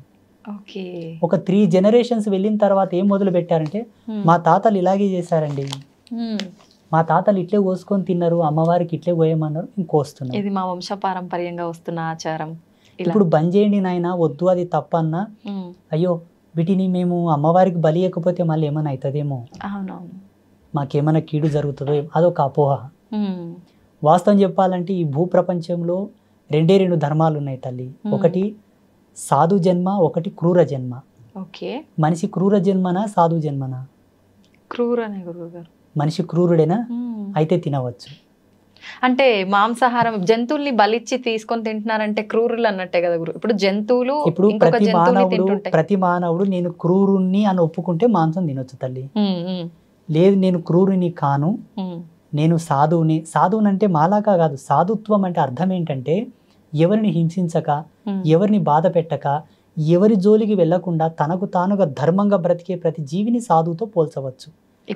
ఇప్పుడు సోకాళ్ళు సాధువు అంటే మమ్మల్ని అనుకుంటుంటారు. నో, సాధుత్వం అనేది అది కానే కాదు. క్రూరత్వం సాధుత్వం రెండే. క్రూరత్వం ఏంటంటే ఇప్పుడు సింహం ఉంది తల్లి, తన ఆకలే ప్రధానం. అది జింక పిల్లనా, జింకనా, కుంటిదా, గుడ్డిదా దానికి సంబంధం లేదు. అది నిద్రపోతుందా, పడుకున్నదా, ఏం చేస్తుందో సంబంధం లేదు. వెళ్ళడం, చంపుకోవడం, తినడం, పడుకోవడం. ఇది క్రూర జన్మలకు ఉండేటటువంటి విలువలు. ఇప్పుడు ప్రస్తుత సమాజంలో తన కడుపు కోసం, తన ఫ్యామిలీని మంచిగా సుఖ సంతోషాలతో చూసుకోవడం కొరకు అందరినీ చంపుతాం, పొడుస్తాం, అన్ని ఆకృత్యాలు చేసి మళ్ళీ నా ఇంటికి వస్తామంటే క్రూర జన్మలే.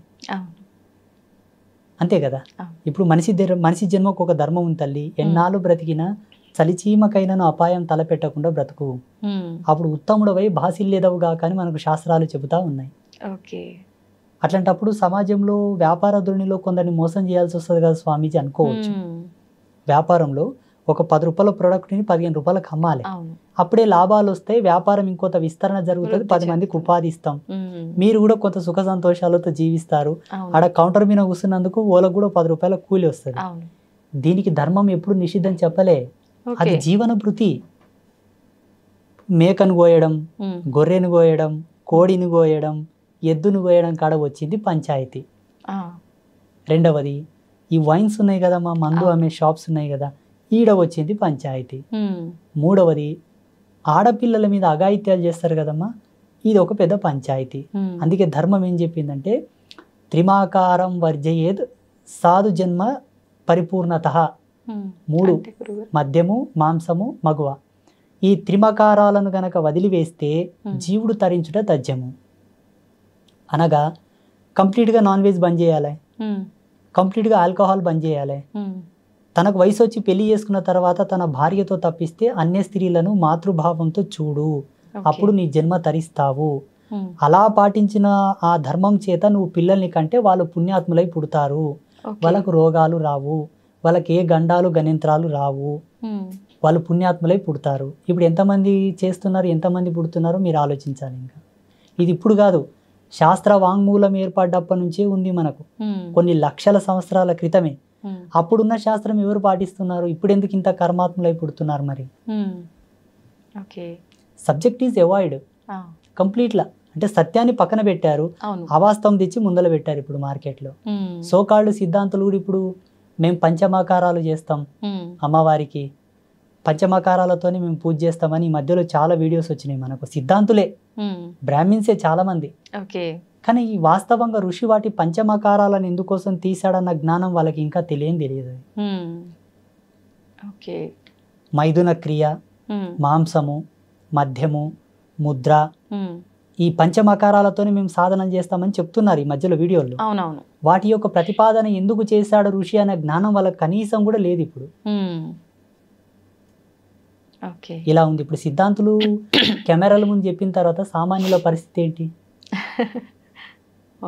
భగవద్గీతలో కృష్ణ పరమాత్మ చెప్పాడు, ఉత్తముడు దేనిని ఆచరిస్తాడో ఇతరులు కూడా దాన్ని ఆచరిస్తారని.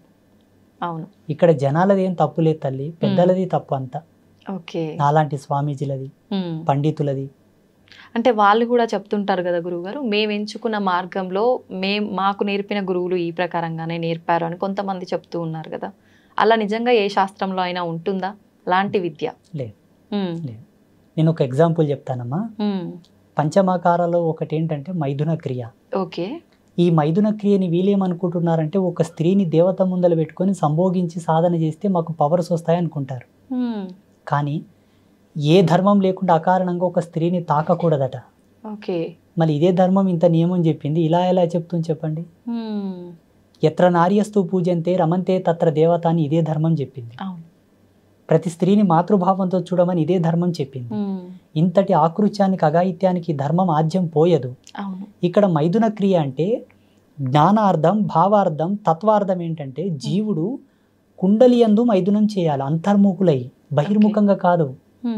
అంతర్ముఖ మైథున క్రియ అనగా మూలాధార చక్రమునందు స్రవించేటటువంటి జీవుడిని శాస్త్రారమునందు కలుపుటయే మైథునము. ఇదంతా కూడా కుండలిని సాధన. ఈ పంచమకారాలు, ఈ త్రిమకారాలు అన్ని కూడా కుండలిని సాధన.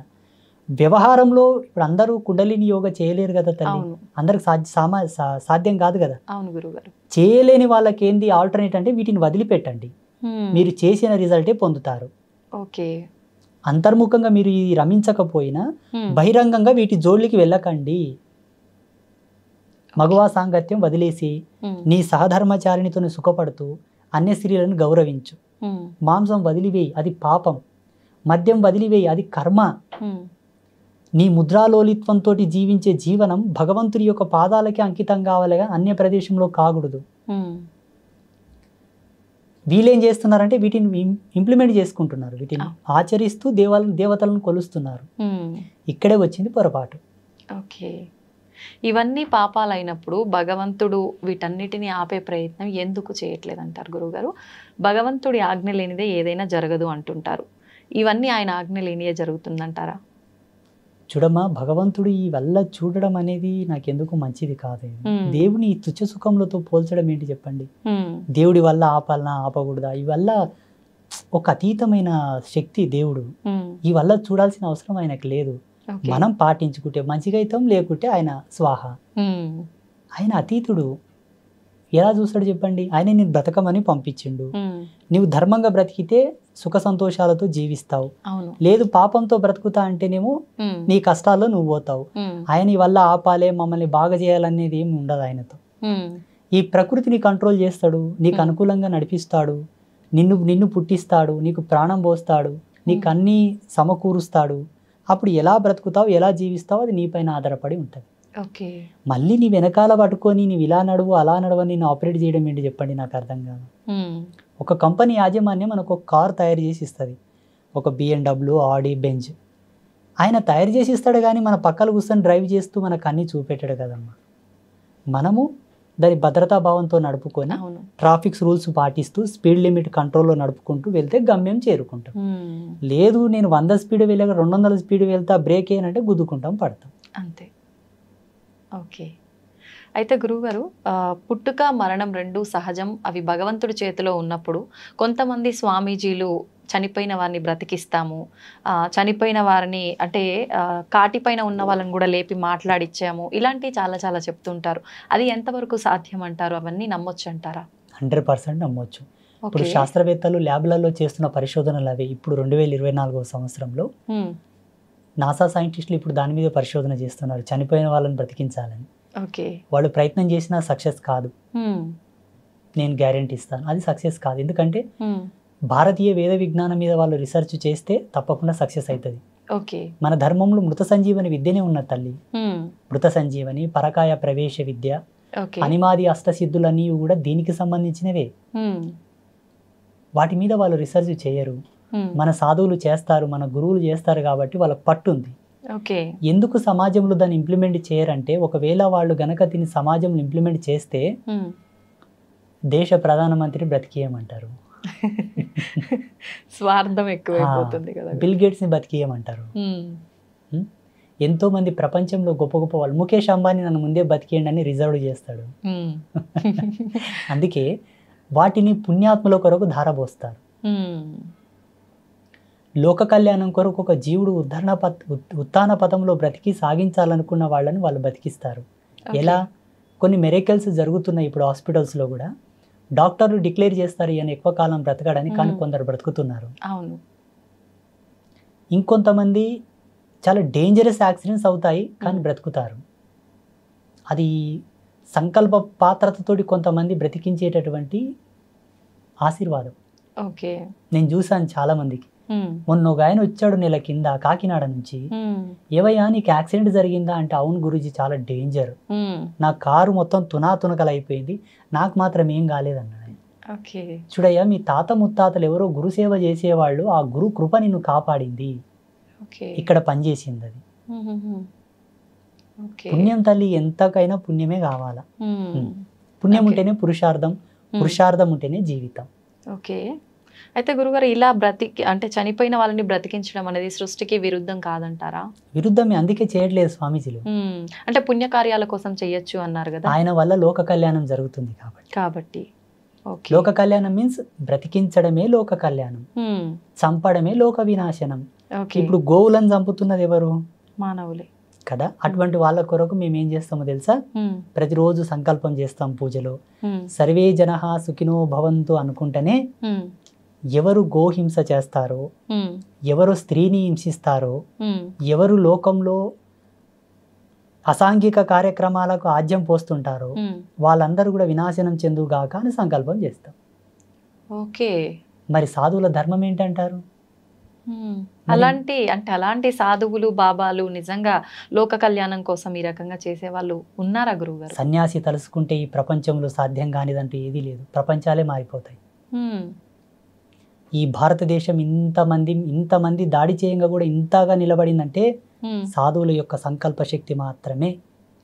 మరి అంత సంకల్ప శక్తి ఉన్నప్పుడు ఇంతకు ముందు మనం చూసుకున్నాం, కరోనా లాంటి మహమ్మారి వల్ల చాలా మంది ప్రాణాలు కోల్పోయారు. ఇలాంటివి రాకుండా ఎందుకు పోతున్నారంటారు గురుగారు?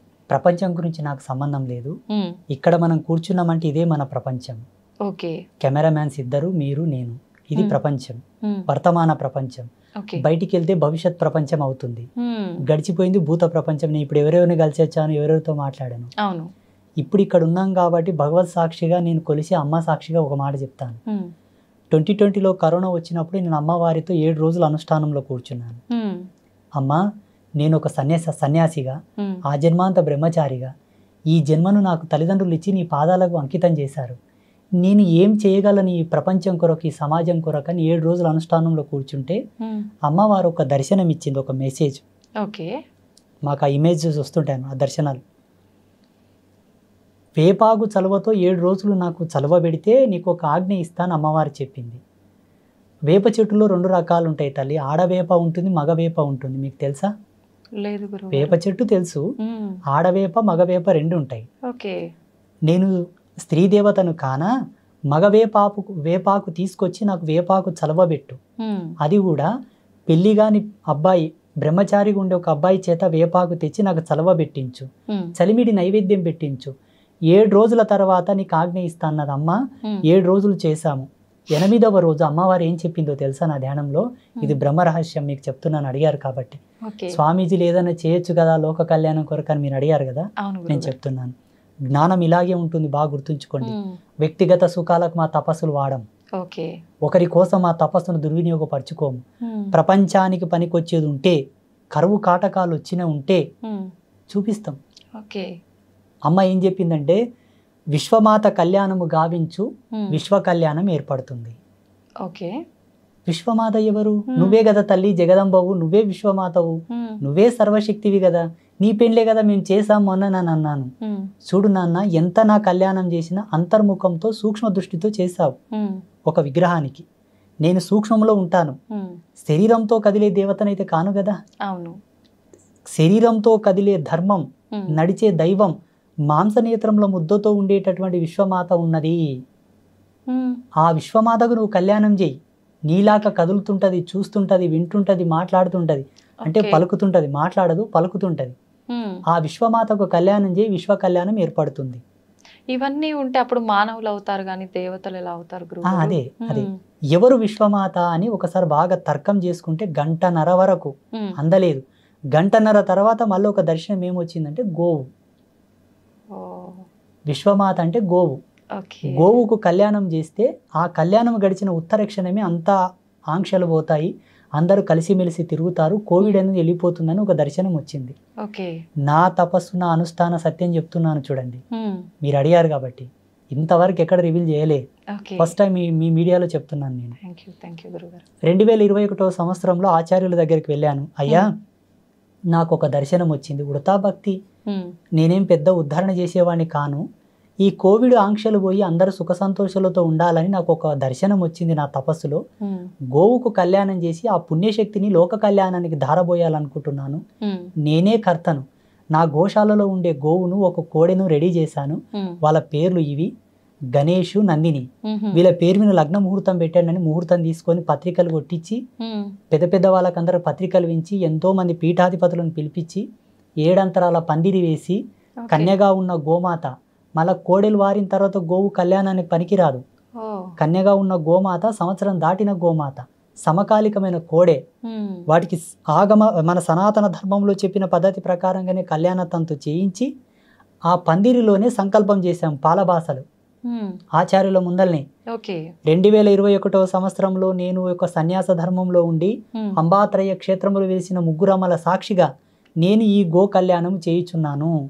వచ్చే సంవత్సరం వరకు కోవిడ్ ఆంక్షలు పోయి అంతా సస్యశ్యామలంగా జరగాలని సంకల్పం చేస్తే 2022 సంవత్సరం వరకు అన్నీ పోయాయి. 22లో చేశాము, 23లో చేశాము. ఈ 24వ సంవత్సరంలో రేపు వచ్చే 21వ తారీఖు రోజు కూడా మన పీఠంలో గో కళ్యాణం ఉంటుంది. ఓకే, అంటే అలా ప్రతి సంవత్సరం చేయాలా గురుగారు? అమ్మ ఆజ్ఞ. మీరు అడిగారు కదా లోక కళ్యాణం కొరకు ఏదన్నా చేయాలని, అది ఏ గో కళ్యాణం. ఓకే, విశ్వమాత కళ్యాణము, విశ్వ కళ్యాణ నాంది. 33 కోట్ల దేవతలు గోవులో వసించి ఉంటారు తల్లి. ఒకే కాలంలో, ఒకే ముహూర్తంలో, ఒకే పందిరి కింద 33 కోట్ల దేవతలకు పెళ్లి చేసినట్టు లెక్క. ఓకే, హిందూయిజంలో ఉండే ఆల్ గాడ్స్ యొక్క పెళ్లి ఒకేతను చూడాలనుకుంటే గో కళ్యాణం చూడాలి. అది కూడా వైదిక ధర్మం పద్ధతిగా. కొన్ని దేవాలయాల్లో గో కళ్యాణం చేశారు, ముసలి ఆవులకు పెళ్లి చేసిండ్రు తల్లి. గో ఒక్కసారి సూడిద తప్పి ప్రసవించిందంటే పెళ్లి చేయరాదు, పాపం తగులుతుంది. ఓకే, అది ధర్మం కాదది. అప్పుడు వశిష్ఠుడు చేశాడు, గౌతముడు చేశాడు, జమదగ్ని ఋషి చేశారు అప్పట్లో ఋషుల కాలంలో. ఈ కాలంలో అంబాత్రయ క్షేత్రంలో నాచి ఆ జగదంబ చేయించింది, నా అదృష్టం. ఓకే, అయితే గురువుగారు కొన్ని కోట్ల దేవతలు కొలువై ఉన్న ఆ గోమాతకి ఇంత ప్రాధాన్యత ఉంది. నిజంగా ఆ ప్రాధాన్యత ఇప్పుడు ప్రస్తుత రోజుల్లో గోవుకి దక్కాల్సిన ప్రాధాన్యత దక్కుతుందంటారా? దక్కట్లేదు. నేను అదే చెప్పాను. అమ్మను హింసించిన, గోవుని హింసించిన, నేలను కలుషితం చేసిన, గాలిని కలుషితం చేసిన, గంగా నదిని కలుషితం చేసిన, గురువులని అవహేళన చేసిన ఈ జన్మలో ప్రాయశ్చిత్తం లేని పాపాలు తగులుతాయి. ఓకే, ఇప్పుడు గోవులను చంపుకొని తినేవాళ్ళు, గోవులను హింసించే వాళ్ళందరూ కూడా ఇప్పుడు మనకు రోడ్ల మీద అంగవైకల్యంతో కనిపిస్తారు కదమ్మా, మెంటల్ హాస్పిటల్లో కొన్ని ప్రదేశాల్లో ఉంటారు కదా. ఏ జన్మలో అటువంటి పాపాలు చేశారు, ఈ జన్మలో అలా పుడుతున్నారు. భగవంతుడు మన ముందల్ని ఉదాహరణలు చూపిస్తున్నా మనము జాగ్రత్త పడతలేము. ఈ జన్మలో వాళ్ళు అలా పుట్టారంటే బలమైన కారణం ఉంటుంది తల్లి. అకారణంగా ఈ జగతి లోపల ఆకు కూడా రాలదు. అటువంటిది ఈ శరీరం ఎక్కడ, మనం పుట్టడం ఏమిటి, అలా పుట్టడం ఏమిటి. మీరు ఇంత చక్కగా ఇంత మంచిగా ఉన్నారంటే ఏ జన్మలో పుణ్యం చేసుకున్నారు? మీ పెద్దలు చేసిన పుణ్యమో మీ పుణ్యమో. ఓకే, అయితే గురువుగారు పెద్దవాళ్ళు అనేసరికి నాకు ఒకటి గుర్తొచ్చింది. పెద్దవాళ్ళు చెప్తుంటారు, ఎన్ని పాపాలు చేసినా సరే ఏదో ఒక పుణ్యం కనుక మనం గట్టిగా చేసుకుంటే కనుక అన్నీ తొలగిపోతాయని. నిజమే అంటారా? 100%. ఆ పుణ్యం ఏంటో చెప్తాను. జన్మనిచ్చిన తల్లిదండ్రులను చేసుకున్న పుణ్యం 3 తరాల వరకు వస్తుంది, 3 generations వరకు వస్తుంది. చాలా పవర్ఫుల్. తల్లికి తండ్రికి ఇద్దరికి సేవ చేసి వాళ్ళు ఉన్ననాళ్ళు వాళ్ళు చనిపోయే వరకు నీ కడుపులో పుట్టిన పిల్లలు నువ్వు ఎంత ప్రేమగా చూస్తావో, నీకు జన్మనిచ్చిన వాళ్ళు కాబట్టి వాళ్ళని అంతే ప్రేమతో చూడగలిగి వాళ్ళకి ఏ కష్టం రాకుండా, ఏ ఇబ్బంది రాకుండా వాళ్ళని చూసుకుంటే ఆ పుణ్యం ఎంత గండంలోనే నిన్ను కాపాడుతుంది. ఓకే, రణంలో పోయినా నీ అరికాలకు ముళ్ళు నాటనట్లా బయటకు వస్తావు. మా పెద్ద మనుషులు అంటారు మోటుగా వల్ల. మీకు ఇలాగే చెప్పాలి అంటే ప్రేక్షకులకు ఇలా చెప్పాలి కాబట్టి. గోవుని పూజించినా, గోవుని పోషించినా, గోవుకు భోజనం పెట్టినా సేమ్ పుణ్యం వస్తుంది. గురువులను సేవించుకున్నా, గురువులను గౌరవించినా, గురువులను ఆదరించినా అదే పుణ్యం వస్తుంది. గురువులు అంటే అందరు గురువులు గారమ్మా. కర్మరహితుడు, సంసారరహితుడు, సంసార త్యాగం చేసిన వాడు, సంకల్ప త్యాగం అనర్చిన వాడు శ్రేష్టమైన గురువు. పరిపూర్ణమైన జ్ఞానానికి సంబంధించిన వాడై ఉండాలి. విశ్లేషణాత్మకంగా జీవితం ఉండాలి. సర్వధర్మముల యందు అనురక్తి కలిగి ఉండాలి. ఆయన శ్రేష్టమైన గురువు. కాషాయం కండువ భుజమి వేసుకున్న వాళ్ళంతా గురువులు గారు. ఇది కూడా మరి అంటే ఇప్పుడు దొంగ స్వామీజీలు చాలా మంది ఎక్కువైపోయారు కదా గురువు గారు, అలాంటి వాళ్ళని మనం ఎలా గుర్తించవచ్చు అంటారు? ఈ జన్మలో కాషాయం కప్పుకొని మోసం చేస్తున్న వాళ్ళంతా మరో జన్మలో ఎలా పుడతారంటే మతిహీనులై పుడతారు. పిచ్చి పిచ్చి చేష్టలు చేసే వాళ్ళు పుడతారు. వాళ్ళకు శాపం అది. ఎందుకంటే కాషాయం జ్ఞానం, జ్ఞానంతో వ్యాపారం చేస్తున్నావు కాబట్టి మరు జన్మలో జ్ఞానం లేకుండా, తన మీద తనకు సోయి లేకుండా. ఈ జన్మలో భగవంతుని కేంద్రకంగా, భగవంతుని ఒక వ్యాపార కేంద్రకంగా పెట్టుకొని దేవుని ముందల పెట్టి నువ్వు డబ్బులు సంపాదిస్తున్నావంటే మరి జన్మలో తినడానికే తిండి లేనటువంటి దేహి అనాల్సిన జన్మలు పుట్టాల్సి వస్తుంది. భగవంతుడు వ్యాపారం కాదు తల్లి. అసలు భగవంతుని మీద మనం అసలు భగవంతుని మీద వ్యాపారమే కరెక్ట్ కాదు. అది శాస్త్ర సిద్ధాంతాలను అమ్ముకోకూడదు, పంచాంగాన్ని అమ్ముకోకూడదు, మంత్రాలను అమ్ముకోకూడదు. ఇవన్నీ కూడా పరమ పవిత్రమైనటువంటి మంగళకారకములు ఇవన్నీ. వీటి మీద వ్యాపారాలు ఏంటి చెప్పండి, నాకు అర్థం కాదు. వీటి మీద వ్యాపారం చేస్తే ఎన్ని జన్మలకైనా ఉసురు పోదు. నీవు ఒక ముహూర్తం పెట్టించావు తల్లి, ఆయన పరవశించి నీకేమైనా పెట్టిపోతే ఆయన ఇష్టం, డిమాండ్ చేయకూడదు. నువ్వు ఒక మంత్రం ఇచ్చావు, ఆ మంత్రం కొన్నాళ్ళు ఆయన సాధన చేసిన తర్వాత మంచిగా అయ్యొచ్చిండు. గురువు గారు మీరు ఇచ్చిన మంత్రం వల్ల నాకు మంచి జరిగింది, గురుదక్షిణగా మీకు ఏమన్నా ఇచ్చుకుంటానని ఆయన ఇస్తే స్వీకరించు, తృప్తిపడు. డిమాండింగ్ వద్దు, ఆర్డర్ వద్దు. ఈ మంత్రానికి ఇంత ఫీజు, నేను పంచాంగం ఇప్పాలే, తెరవాలే, ముయ్యాలంటే ఇంత ఫీజు పెట్టాలి, ముందే అపాయింట్మెంట్ తీసుకోవాలి. ఇవన్నీ ఏంటంటే వాళ్ళు కోరి కోరి పాపం చేసుకుంటున్నారు. ఇవి ఎక్కడ ధర్మంలో లేవు. అప్పట్లో ద్రోణాచార్యులంతటి వారే కురు సామ్రాజ్యం దగ్గరికి వెళ్ళి దేహి అనాల్సి వచ్చింది. ఆయనకు రాని విద్యలు లేవమ్మా, ఆయనకు రాని విద్యలు లేవు, ఆయనకు తెలియని మర్మం లేదు. కానీ ఒక రాజ్య సంస్థానానికి వెళ్ళి నాకేమని ఇప్పించండి అయ్యా అని అడిగాడు. చాలా మంది ఋషులు అడిగారు అట్లా. ఎందుకంటే వాళ్ళకి చిటికేస్తే లక్ష్మి రాలేటటువంటి శక్తి సంపన్నులు వాళ్ళు. కానీ విద్యల చేత లక్ష్మిని అనుగ్రహింపమని కోరలే, మంత్రాలను వాడలే, విద్యను వాడలే, తపస్సును వాడలే, యాచించుకొని బ్రతికారు తప్పిస్తే మంత్రతంత్రాలతో వాళ్ళు వృత్తి సాగించలేదు. నేను దాన్ని బాగా నమ్ముతా. వేరే స్వామీజీలు, జ్యోతిషులు, సిద్ధాంతులు ఏంటో నాకు సంబంధం లేదు. కానీ నా కాషాయాన్ని, నా ధర్మాన్ని, నా మంత్రాన్ని నేను ఇప్పుడు డబ్బులకు వాడను. అంటే మీరు ఇప్పటి వరకు డబ్బు తీసుకొని చెప్పలేదా గురుగారు? అతోస్మి. నాకు ఆ మాట అంటేనే కంపరం వచ్చేస్తుంది. నేను పీఠంలో ఇట్లా కూర్చుంటానమ్మా, ఒక ఉండి పెడతారు పక్కల, ట్రస్ట్ వాళ్ళు, కమిటీ వాళ్ళు. వాళ్ళ ధర్మ సందేహాలు అడిగి ఏదో విభూతో, కుంకుమనో, తాయితో, అంతరమో ఏదో ఇస్తాను. వాళ్ళు ఏదో రూపాయి, 2 రూపాయలు అందులో వేసిపోతారు. నేను ఈ యంత్రం ఇచ్చానుగా, ఇంత పెట్టాను నేను అడగను. మా పీఠంకి వచ్చి మీరు చెక్ చేసుకోవచ్చు కూడా. అక్కడ ఏమైనా డొనేషన్లు ఇచ్చినా, అన్నదానంకి ఇచ్చినా, అమ్మ పూజకి ఇచ్చినా కూడా ప్రతిదీ కూడా రాసుకుంటారు, ఖర్చు పెడతారు, మేమేం తీసుకోం. ఇప్పుడు నా సౌల్ పర్పస్ నాకు తెలుసు తల్లి, నా జన్మ నాకు తెలుసు. తెలిసి మళ్ళీ ఎందుకు నేను బురదలో పడాలి చెప్పండి? నిజమే గురుగారు. దిస్ ఇస్ మై లాస్ట్ జన్మ.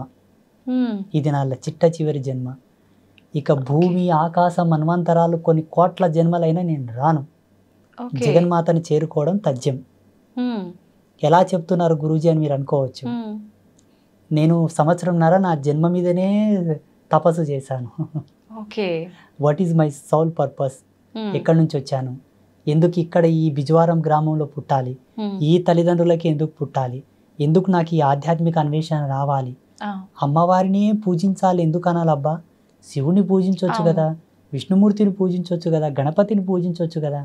అమ్మ మీదనే ఎందుకు నా నాడి కొట్టుకుంటుందని కూడా రీసెర్చ్ చేశాను. ఏ వంకతో జగదంబ పాదాలు పట్టుకున్నా వాళ్ళకు జన్మ సార్థకమైనట్లే. అమ్మనే ఈ భవసాగరం నుండి మనల్ని తరింపజేయగలదు, ఇది సత్యం. అమ్మని పట్టుకున్నాను, ఈ జన్మకు ముక్తి వచ్చినట్లనే. ఇంకోటి ఏంటంటే భవబంధ విమోచనము అని మన ధర్మంలో చెప్పబడి ఉన్నది. భవ విమోచనం అంటే సమాజం నుంచి మనకు రిజర్వేషన్, అంటే ఈ సమాజం నుంచి విముక్తి. సమాజంలో కొన్ని 100 మంది మెచ్చగలిగే పని చేస్తే ఆయన విముక్తి పొందినట్లే. సమాజంలో 100 మందికి అన్నం పెడుతున్నావు తల్లి, 100 మందికి ఉపాధి ఇచ్చావు. ఒక 100 మంది నీ గురించి తాపత్రయపడుతున్నాడు, ఇతని చల్లగా ఉంటే మా కడుపులు చల్లగా ఉంటాయని తాపత్రయపడతారు చూసారా, వాళ్ళు ముక్తిని పొందినట్టు లెక్క.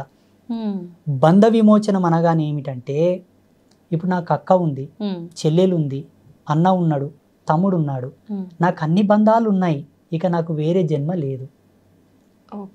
ఇప్పుడు మీకు ఎంతమంది అక్క చెల్లెలు, అన్న తమ్ముళ్ళు? ఒక చెల్లె. అన్న లేరు. అన్న కొరకు మళ్ళీ పుడతావు. తమ్ముడు లేరు. తమ్ముడి కొరకు మళ్ళీ పుడతావు. అక్క లేరు. అక్క కొరకు మళ్ళీ పుడతావు. ఇంకా 3 జన్మలు ఉన్నాయి. ఈ జన్మ పరిపూర్ణం తల్లి నాదైతే. అంటే ఇప్పుడు చాలా మంది కూడా మీలాగా ఉండొచ్చు కదా స్వామీజీ అంటే, ఉండొచ్చు. కానీ సాధు జన్మ లోపల ఆయన మిగిలిపోతాడు, ఆధ్యాత్మికంగా మిగిలిపోతాడు. ఏ మనిషి కానీ ఆధ్యాత్మికంగా తరించిన నాడే జన్మరాహిత్యం అవుతుంది. ఓకే. ఇక్కడ సంసారంగా, ఇటు సామాజికంగా, ఇటు ఆధ్యాత్మికంగా I'm fulfil for qualified. Okay. అంటే ఆధ్యాత్మిక పరంగా ఉన్నా, జన్మ పరంగా ఉన్నా, రిలేషన్ పరంగా గనక ఏదైనా లోపం ఉంటే మళ్ళీ జన్మెత్తు. భవబంధ విమోచనము ఇదే. బంధ విమోచనం అంటే ఇదే. అన్ని బంధముల చేత ఆయన పరిపూర్ణుడై ఉండాలి. అన్ని బంధాలను పిలిపించుకునే యోగ్యత ఉండాలి. మీరు ఇప్పుడు అక్క అని వేరే వాళ్ళని పిలవాలే కానీ నీలో ఉన్న వాళ్ళని ఏమైనా పిలవలేకపోతున్నావు కదా. నేను అందరినీ పిలుస్తున్నాను. చాలా తక్కువ మంది ఉంటారు గురువుగారు. అట్లా ఉన్నారు, ఉన్న కామన్ పీపుల్స్ ఉంటారు. అలా ఉన్నా కూడా తన జన్మను తాను తెలుసుకొని ఆధ్యాత్మికంలో అనురక్తి కలగాలి. అప్పుడు జన్మ పరిపూర్ణం అవుతుంది. ఓకే గురుగారు, చాలా మంది పూనకాలు వస్తుంటాయి, అమ్మవారు వాళ్ళ పైకి వస్తుంది అని చెప్తుంటారు. అలా చెప్పే వాళ్ళలో ఎక్కువగా ఆడవారి శరీరం పైకి అమ్మవారు వస్తూ ఉంటారు. మరి మగవారి శరీరం పైకి ఎందుకు అమ్మవారు రారు? పూనకం అనే దానికి 3 నిర్వచనాలు ఉన్నాయి. ఒకటి, వాళ్ళు ఫీల్ అవుతారు దేవుణ్ణి. ఓకే. వీళ్ళు సెల్ఫ్గా ఫీల్ అవ్వడం వల్ల ఆ ఫీలింగ్స్ అనేది అబ్జర్వ్ చేసుకుంటుంది బాడీ. అబ్జర్వ్ చేసుకొని ఆ ఫీలింగ్స్ అనేది, ఆ వైబ్రేషన్స్ వాళ్ళ లోపల చొరబడి బాడీని ఆ విధంగా షేక్ చేయడము, అంటే ఊగడము, దుంకడము, కదలడం లాంటివి చేస్తుంటాడు. That's one of the feeling of spirituality. అదొక ఆధ్యాత్మికమైన అనుభవం, ఒక ఫీలింగ్ అది. ఇది ఒక రకం. రెండవది, కొందరికి బై బర్త్ నుంచే కుండలి లోపల భగవత్ ప్రేరణ ఉంటుంది. బై బర్త్ నుంచి. అది ఉత్తర జన్మ లోపల ఆయన దైవ సంభూతుడై ఉండి ఆ జన్మలో అవశేషాలు తీరక చనిపోయి ఉంటే ఈ జన్మలో ఆ శేషం ప్రకారంగా ఆయనకు దేవుడు పూనవచ్చు. ఓకే. కొందరికి మధ్యలో ఆధ్యాత్మికమైనటువంటి దర్శనాలు కొన్ని జరిగి ఒక దేవతను చూసి, లేదా ఎవరో గురువు శక్తిపాతం చేయడం వలన, గురువు యొక్క కృప తగలడం వలన, భగవత్ కృప ప్రసరించడం వలన ఏదో పుణ్యకార్యం చేయాలని కూడా కొందరు అలా మారిపోతారు. 3 రకాలు ఉంటాయి. ఇందులో భగవంతుడు ఆడవాళ్ళనే పూనుతాడు, మగవాళ్ళనే పూనుతాడనేం లేదు. భగవంతునికి లింగభేదం లేదు అసలు. ఏదో ఒక గొప్ప లోక కళ్యాణకారకమైన సందేశం ఇవ్వాలనుకుంటే భగవంతుడు అంతటి పుణ్య చరిత్రులైనటువంటి వాళ్ళ దేహమునందు ఆ ఫీలింగ్స్ ప్రవేశింపజేస్తాడు. ఆ ఎనర్జీస్ దింపుతాడు. వచ్చిన ఆ ఎనర్జీస్ చేత ఆయన పలుకుతాడు, ఫలానా రోజు ఇది జరగబోతుంది. 10 మందికి పనికొసేది, ఒకరి కోసం చెప్పరు. మళ్ళా ఒకరి కోసం దేవుడు ఎప్పుడు పలకడు. లోక కళ్యాణమే భగవంతుడు అంటేనే జీవో జీవశ్య జీవనం. లోక కళ్యాణ కారకమే దైవత్వం. మిగతంతా ఇదంతా సెల్ఫ్, వాళ్ళు ఇష్టపడి చెప్తారు తప్పిస్తే దేవుడు ఎప్పుడు అలా చెప్పించాడు. ఇలా చాలా ఉన్నాయమ్మా, మా జీవితంలో చాలా జరిగాయి. ఒక వ్యాన్ లోపల ఒక 30 మంది వెళ్తున్నారు, ఒక పెద్ద DCM లోపల పెళ్లికి. దానికి ఏదో సమ్ బ్రేక్ వీక్ అయిపోయి అంతమంది పడాల్సి ఉన్నది. ఎవరో ఒక పుణ్యాత్ముడు దారి మధ్యలోకి వచ్చి చెప్పాడు, దాన్ని ఆపి, దీని బ్రేక్ తెగిపోతుంది, మీరు పడతారు, దిగి చెక్ చేసుకోండి అంటే వాస్తవంగా లూజ్ అయింది బ్రేక్ వైర్. అంటే 10 మందిని కాపాడడానికే దేవుడు పూనుతాడు. అక్కడ ఆడ మగ అని ఏం తేడా ఉండదు. కాకపోతే భగవంతుడు ఎవరికి ప్రవేశిస్తాడంటే ఆ శరీరం కూడా అంత శుద్ధి నొంది ఉండాలి, ఆ మనసు అంత పరిపూర్ణమై ఉండాలి, ఆ వ్యక్తి అంతటి సదాచార సంపన్నుడై ఉండాలి. తప్పకుండా. ఇప్పుడు మనం ఒకరిని ఇంటికి గెస్ట్గా పిలవాలంటేనే ఆయన యొక్క హోదాను చూస్తాం, ఆయనకు గొప్పతనం చూస్తాం. ఆయన ఎంత నీట్గా ఉన్నాడు, ఎంత శుభ్రంగా ఉన్నాడు, ఎంత బాగున్నాడు, డ్రెస్ ఎలా మెయింటైన్ చేస్తున్నాడు, అలా ఉన్న వాళ్ళని పిలుస్తాం. భగవంతుడు నీ శరీరం నందు ప్రవేశించాలంటే నీ దేహం ఎంత శుద్ధి ఉండాలి, నీ నడవడిక ఎంత సత్యమై ఉండాలి, నీ జన్మ ఎంత పరిపూర్ణమై ఉండాలి. ఇవి కూడా కంపల్సరీ.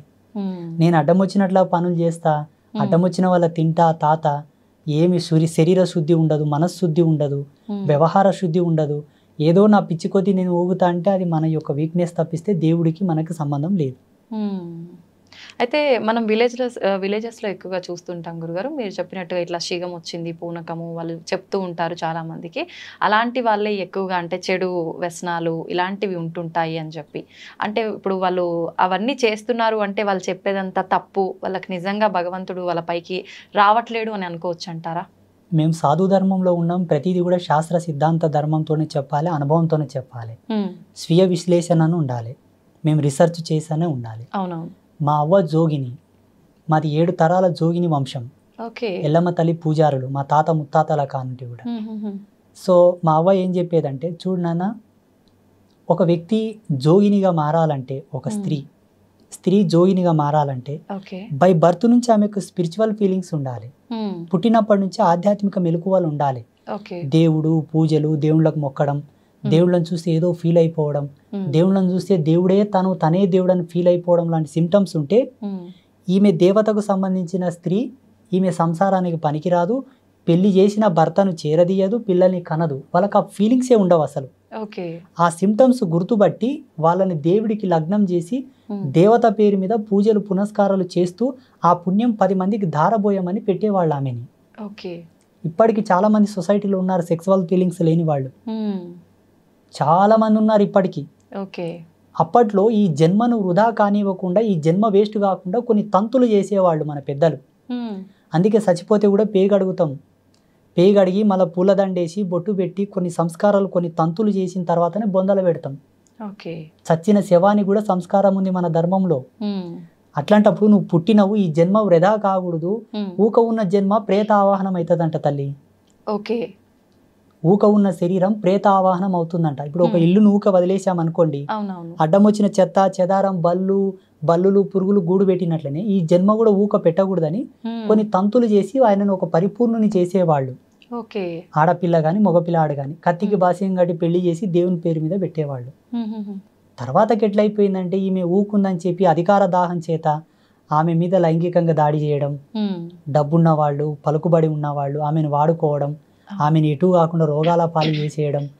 అది చూసిన కొంతమంది సంఘ సంస్కర్తలు ఉద్యమాలు మొదలుపెట్టారు. జోగిని వ్యవస్థను రద్దు చేయాలా, ఈ దేవదాసి వ్యవస్థను తీసేయాలా, ఈ దేవుళ్ళ పేరు మీద పెట్టే వ్యవస్థను తీసివేయాలని చెప్పేసి. వీళ్ళు చేసింది సత్యమే, ఎందుకంటే ఆకృత్యాలు జరుగుతున్నాయి.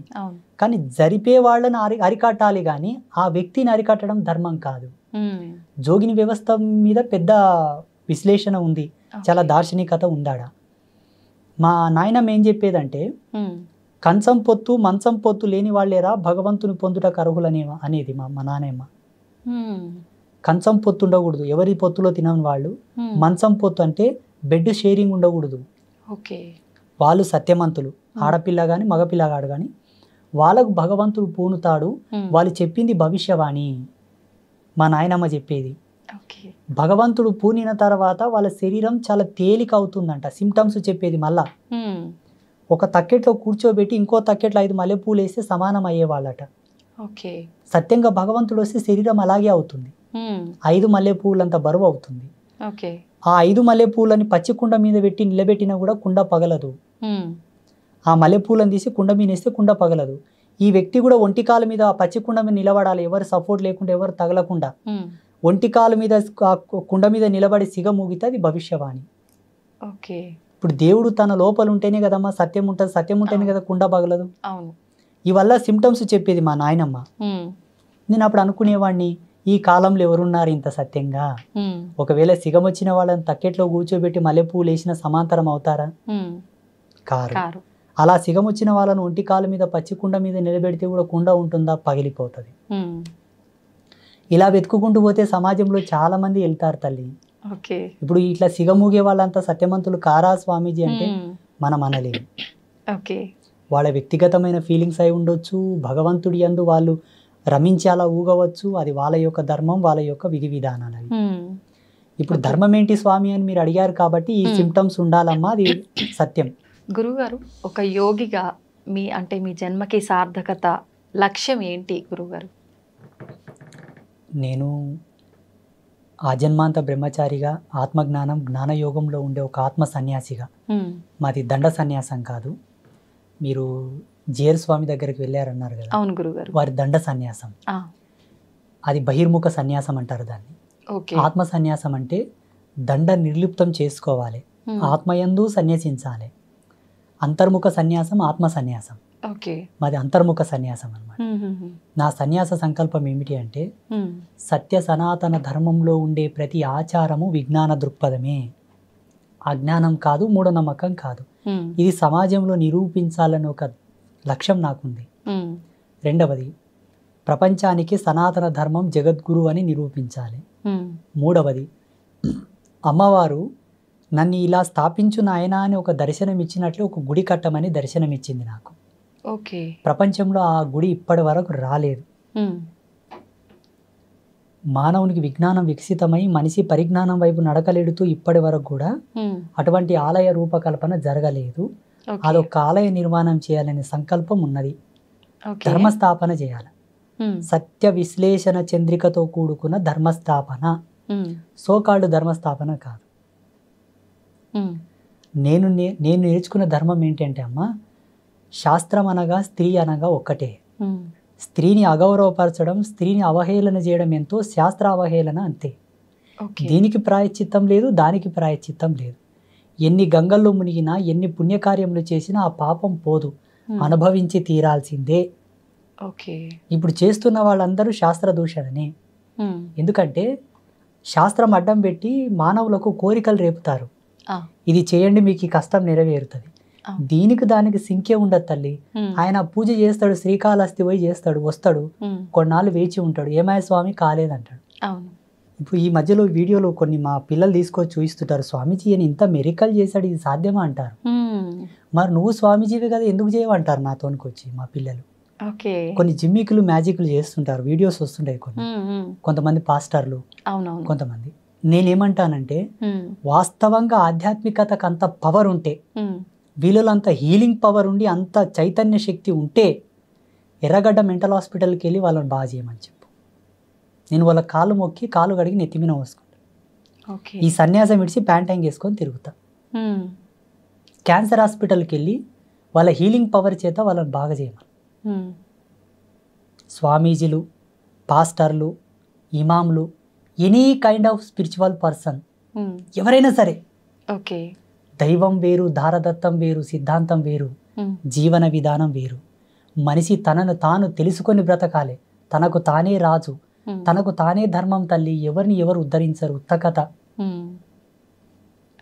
వేమన యోగి ఏం చెప్తాడు తన పద్యంలో అంటే, తనకు తానే రాజు, తనకు తానే దేవుడు, జీవుడు రెండు. మీరు తింటేనే ఆకలి ఎలా తీరుతుంది తల్లి? ఏదో తృప్తి పడగలను, అమ్మయ్య ఈమె తిన్నది సంతోషం అనగలను, కానీ ఆకలి అవుతుంది కదా. భగవంతుడిని నమ్మడం ఒక విశ్వాసం, ఒక పవర్. 83 లక్షల జీవరాశులు ఏవి దేవిని కొలవవు తల్లి, మనం కొలుస్తాం. అదొక గర్వకారణం. మళ్ళీ దాంట్లో ఎంతో సైన్స్ ఉందమ్మా. హిందూయిజంలో చాలా ఎక్స్ట్రాడినరీ సైన్స్ ఉంది, అద్భుతమైన విశ్లేషణ. ఒక దీపం పెట్టడము, ధూపం వేయడము, నైవేద్యం పెట్టడము, అభిషేకాలలో అబ్బా చాలా అద్భుతం. దీన్ని తీసుకొచ్చి మన సంసారం మీద పులిమి ఎటూ తేలుకోలేపకల పంచాంగం వేస్ట్ అంటారు, జ్యోతిష్యం వేస్ట్ అంటారు, పూజలు వేస్ట్ అంటారు. నాకెంత బాధ అవుతుందో చాలా. ఈరోజు ఈ బాటిల్లో నేను నీళ్లు చూశాను, ఇక్కడ ఉన్నాయి.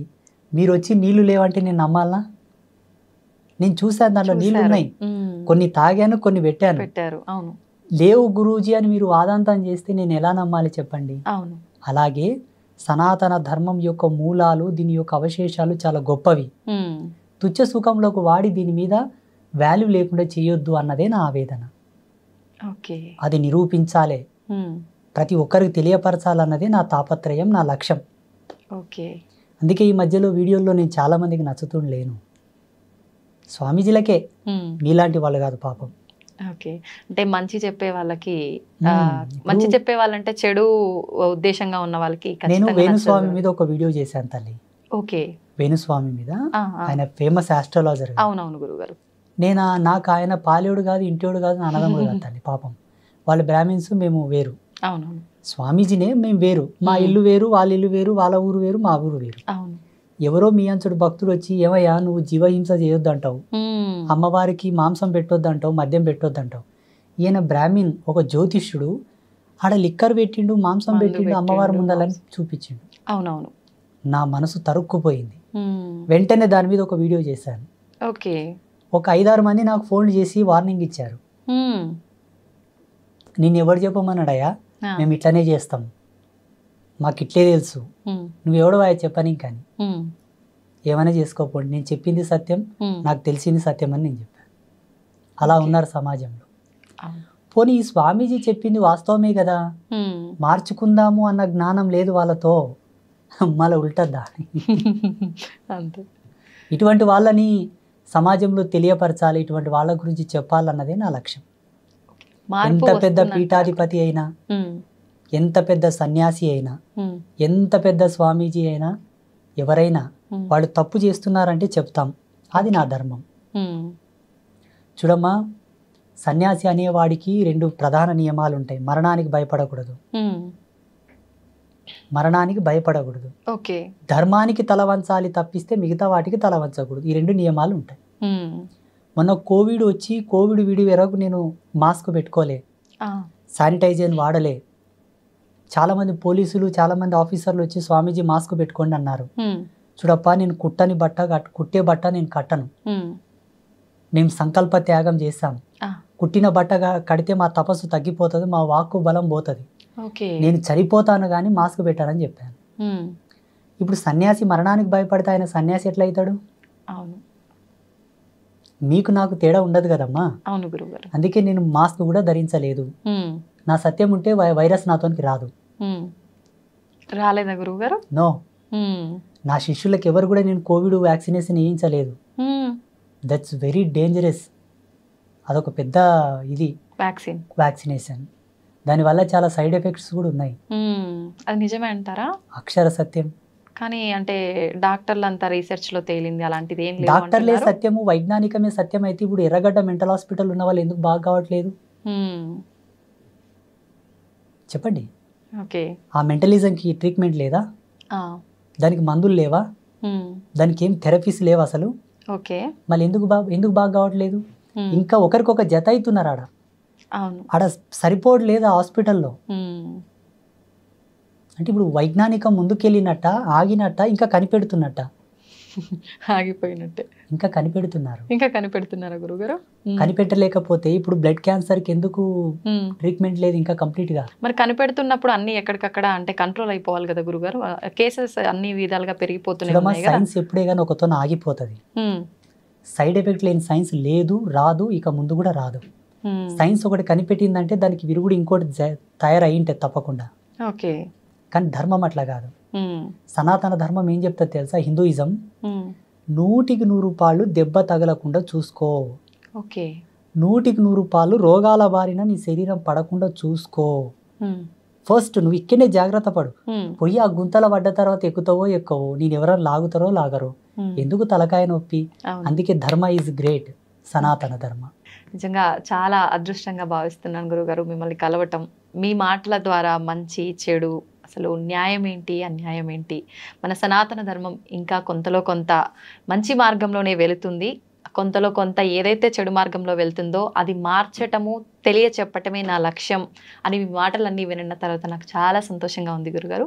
మిమ్మల్ని మీ విలువైన సమయాన్ని మాకు కేటాయించినందుకు థ్యాంక్ యూ గురుగారు. శుభమస్తు. శ్రీమాత్రే నమః.